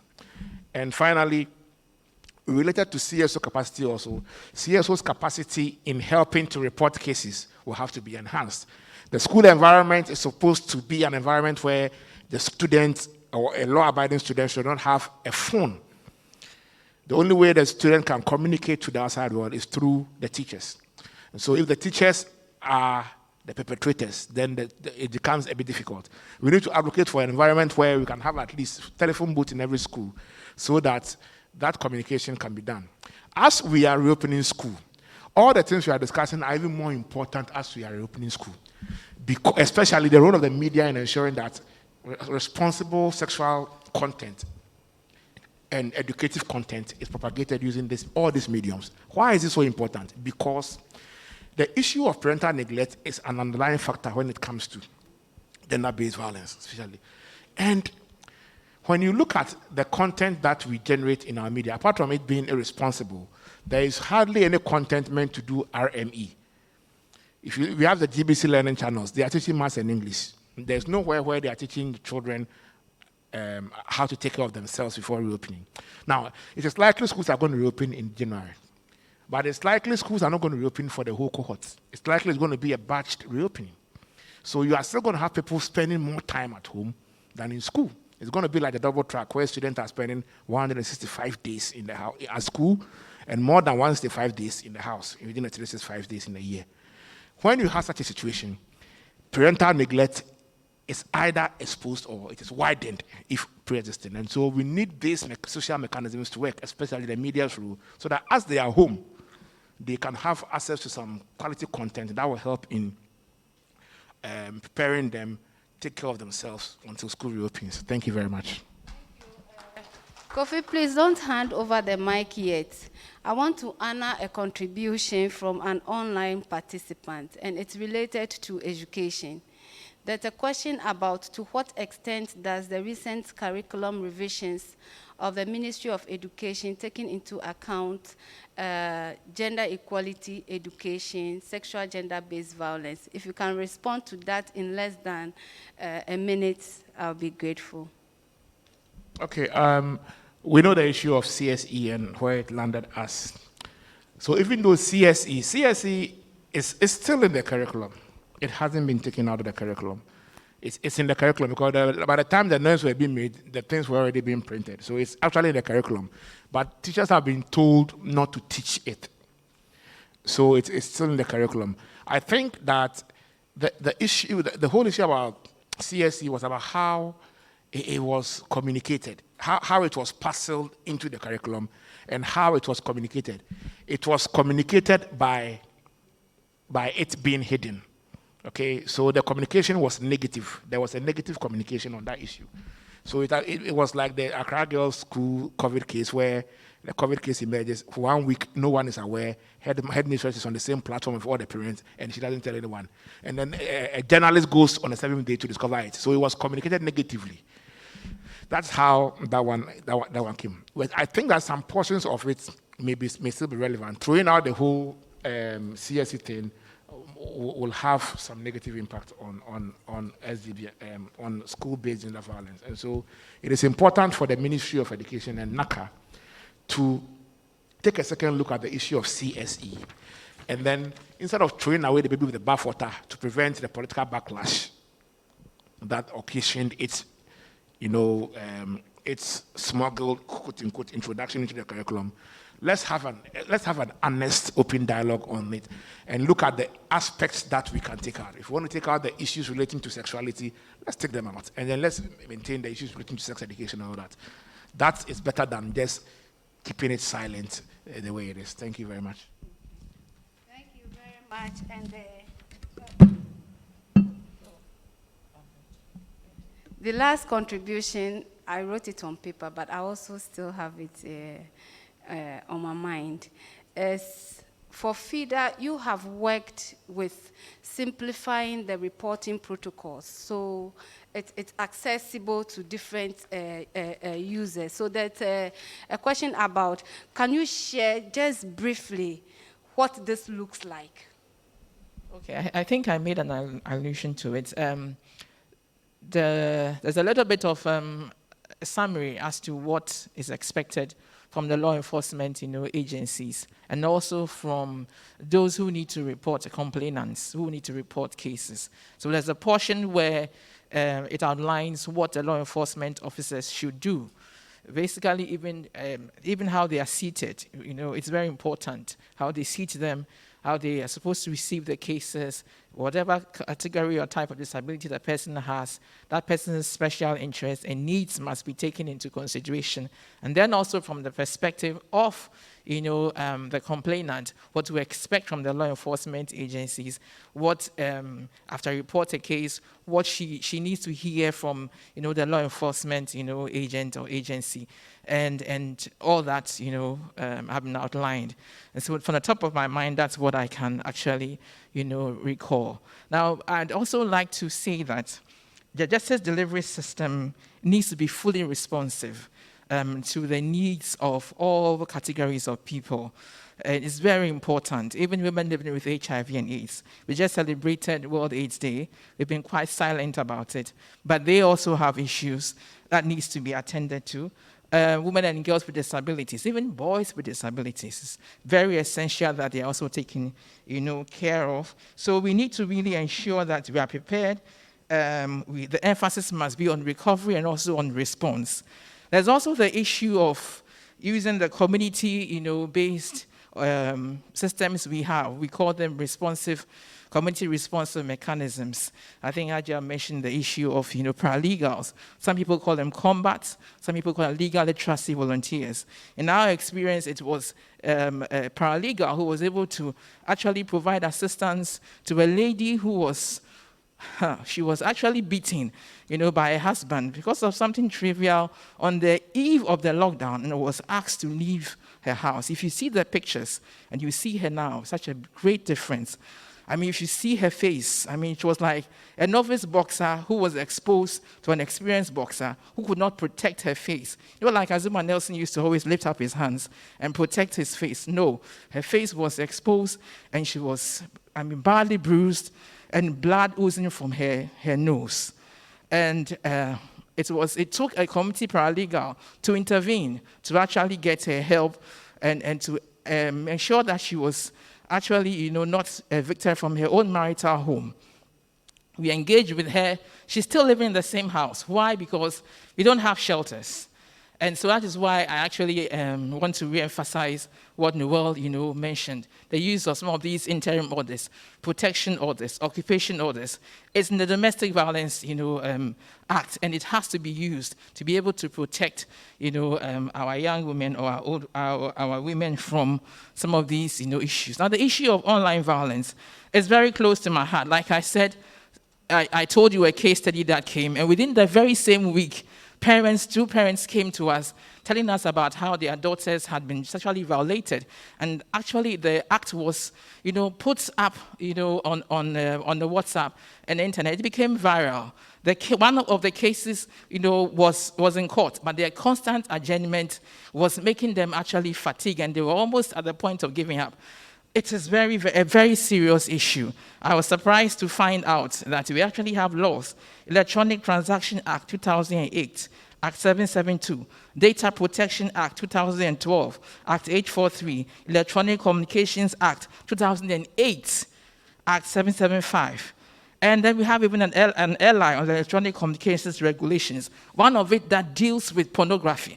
And this is something we need to activate. And like I believe Kofi said, CSOs, women CSOs, we need to really educate ourselves on some of these things and be able to, highlight it on the days we are celebrating 16 days of activism. It's okay to go on the roadside and wear bridal dresses and put up, plasters on our faces and all those things. It's essential. But right now, what we have is COVID means we are living in a situation where things are not normal. More of our girls, like, he said, 92% of our girls are on WhatsApp. It means that is a place we should be able to target. We should be able to ensure that our girls have safe spaces to operate, online. And of course, I just want to add finally, thank you very much, Bash, for what you did. But I think we should also focus a little bit on women and girls with disabilities. What kind of violence did they experience during this COVID era? Thank you very much. Thank you very much. And we are getting to the end. I want to thank my panelists for sharing very, very deep insights with us. We thank you very much. And we began the journey long ago, even before Beijing Declaration. And it appears there's so much more to do. And so we are glad that you are always available to share this insights with us today and also any time that we'll call upon you. Thank you very much. And I think you can remain there. You don't need to move. I want to just wrap up, put some things together before I call on the Executive Director of Star Ghana Foundation to make the closing remarks. I think in terms of key issues we should take note of, it's been mentioned in the discussion that for gender equality and social inclusion to be transformative, we need to be engaging at different levels. Level 1, we need legal frameworks that secure that. Level 2, we need institutional frameworks that support that. The third is we need social re-engineering to combat the social norms that reinforce inequalities and discrimination. Linked to that is also the whole issue about approaching gender equality, approaching prevention and response to gender-based violence from a holistic perspective, that we cannot deal with the issue completely if we don't engage women, the issue around women in politics. And I'm talking about politics in the sense of women in decision-making at all levels. So women in leadership, women in decision-making is very critical. So the political governance, women's participation in such. We can also not tackle the issue completely if we don't engage around women's economic empowerment, so that women can be bold enough to walk out of homes where they can no longer, when they can no longer tolerate. You get my point. So the issue about women being economically empowered to make those decisions without thinking about their welfare, how their children will be catered for if they move out, and all of that. It's also very, very important. These two. In terms of action points, some few issues have come up. We have talked about the need to revisit the operationalization of the DV fund, and also getting the DV fund decentralized to create access. So you don't have to come all the way to Accra to access the fund, but also to broaden contribution to the fund beyond the state to, opening opportunities for local philanthropy on that. There's an issue about as girls and children are going back to school and giving the data on the rise in teenage pregnancy. We need to engage on the re-entry policy, so we do not leave girls behind because they have been pregnant and they have had children and so forth, cannot continue with their education. Linked to that is bringing back again to the discussion table the issue around the early child care policy that would support the re-entry. We have flagged very strongly the issue around coordinating response measures. So we have had experience as civil society actors in the past to do this, and so we have some things to learn and to reactivate it, to including all state actors and institutions that have some kind of mandate towards address of gender-based violence, including the Ghana Police Service, the Judicial Service, the Ghana Health Service, that's where the hospitals are, but also the private hospitals, and having the Ministry of Gender as the institution that has responsibility towards women's rights, gender empowerment, social protection, and all of that, coordinating this so we can facilitate that. We have flagged a key issue around building more awareness, getting awareness targeted so people can understand and can translate their acquisition of knowledge, new information, into behavioral change that secure women's safety and women's rights. Thank you very much for this rich contribution that have come from you.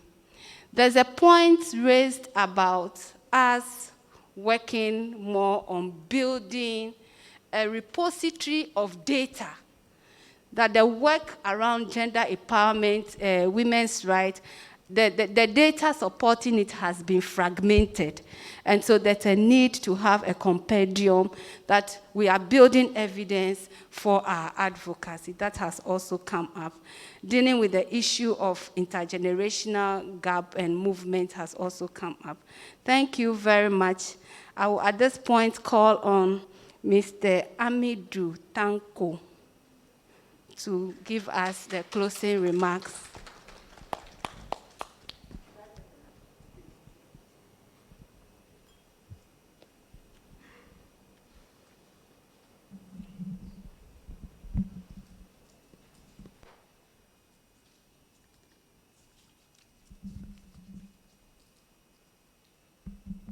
Thank you very much, Eunice. And I would like to start by asking all of us to give her a very, very big round of applause. She's been amazing throughout this whole process of planning and executing this convening. I would also like to start, to acknowledge the support of our donors, particularly the Foreign, Commonwealth and Development Office of the UK government. It is through their support that we are organizing this event. And of course, I would like to thank the panelists, the participants, both those in the room here and those who have joined us online for the participation and the very rich contribution. And of course, the latest daughter that I've acquired, Hajia Bashira, she's done justice to the research. So much has been said that to attempt to add more would actually be diluting the quality of us, as has been said, so I will try to keep this very brief. Dinah asked what our generation did. I would not like to start an intergenerational conflict here, but one of the sayings or quotes that have resonated with me throughout my adult life has been this one that says that every generation must discover its mission, fulfill it, or betray it. What is the mission? What have we identified as the current priorities, and what does your generation seek to do? The point about building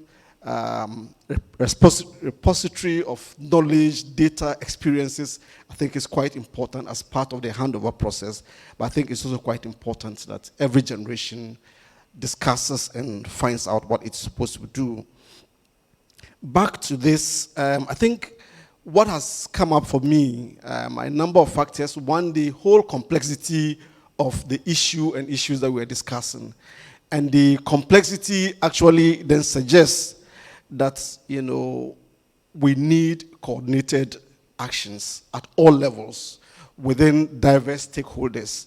Coordinated actions at the local level, coordinated actions at the national level, not just within civil society, not just within state actors, but within civil society, but also between civil society and the other actors. We liken the issue of the gender-based violence to trying to encircle a baobab tree. No one person, no matter how huge and long your hands are, can do that. You need to join hands with others. And I think that we can only address this if we are willing and motivated to work together across our organizations and our sectors to get this done. I would like to make a very special appeal to the media. They have a role to play in this. We see them as part of the actors. And I was quite intrigued that the 3 media organizations that called me this morning about the convening in Tamale highlighted the headline in the Star FM online that said Indomine and Momo are the causes of teenage pregnancy.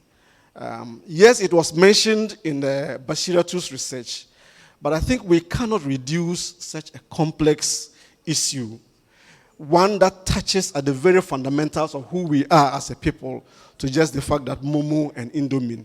It may be difficult to simplify it, but I think by trivializing it, we are reducing we are making it very impossible to fight it. So I think the media has a critical role to play in this, and we should all try to engage with the media, to support the media, to be able to help us move forward with this. The last point I would like to make is around the issue of resourcing. And one of my brothers here mentioned Star Ghana resourcing and etc. As you may know, Star Ghana program has ended. There's not going to be any Star 3. What we do have now is a Ghanaian organization called the Star Ghana Foundation that is working to support civil society, to support citizens address the issues that affect them. Fundraising, funding, the context has changed, particularly post-COVID, or within this COVID. And those who follow the news will realize that the UK government has cut £5 billion from its aid budget. It has reduced the limit, its contribution from 0.7% of its GDP to 0.5%. And we know likewise with other places. So the point I'm trying to make is that the, in quotes, good old days of accessible, easy donor funding are gone, and we don't think it would come back. So what we need to do is to try finding out what can we do to mobilize resources locally, domestically, to support local actions, to support national actions. I think it is possible. And so as we have these conversations, let's also have a conversation about local resource mobilization that would help Lamnatu to set up the safe houses, that would help FIDA to train the paralegals, that would help GBC maybe to devote dedicated listen to the discussions on that. All of us, but the issue of local philanthropy, local resource mobilization should be put at the center of what we need to do moving forward. Let's not get tired of doing what needs to be done, has to be done, and must be done. It's been going on for long, but progress has been made. It's just that it is so incremental that it is difficult to see how far we've come. But we've come far. There's still a lot more that needs to be done. And I think that when we work together, we shall overcome. So God bless our homeland, Ghana, and thank you very much for this. Very much. So we say thanks to our online participants. Many times you are likely to forget that there are other participants outside of the room. So this is just housekeeping. We have a packed lunch ready, and so we will take our packed lunch. And Vera, do you have any announcements for us? All right, okay. So we thank you all very much, and we wish to reconnect again on the next step as soon as possible.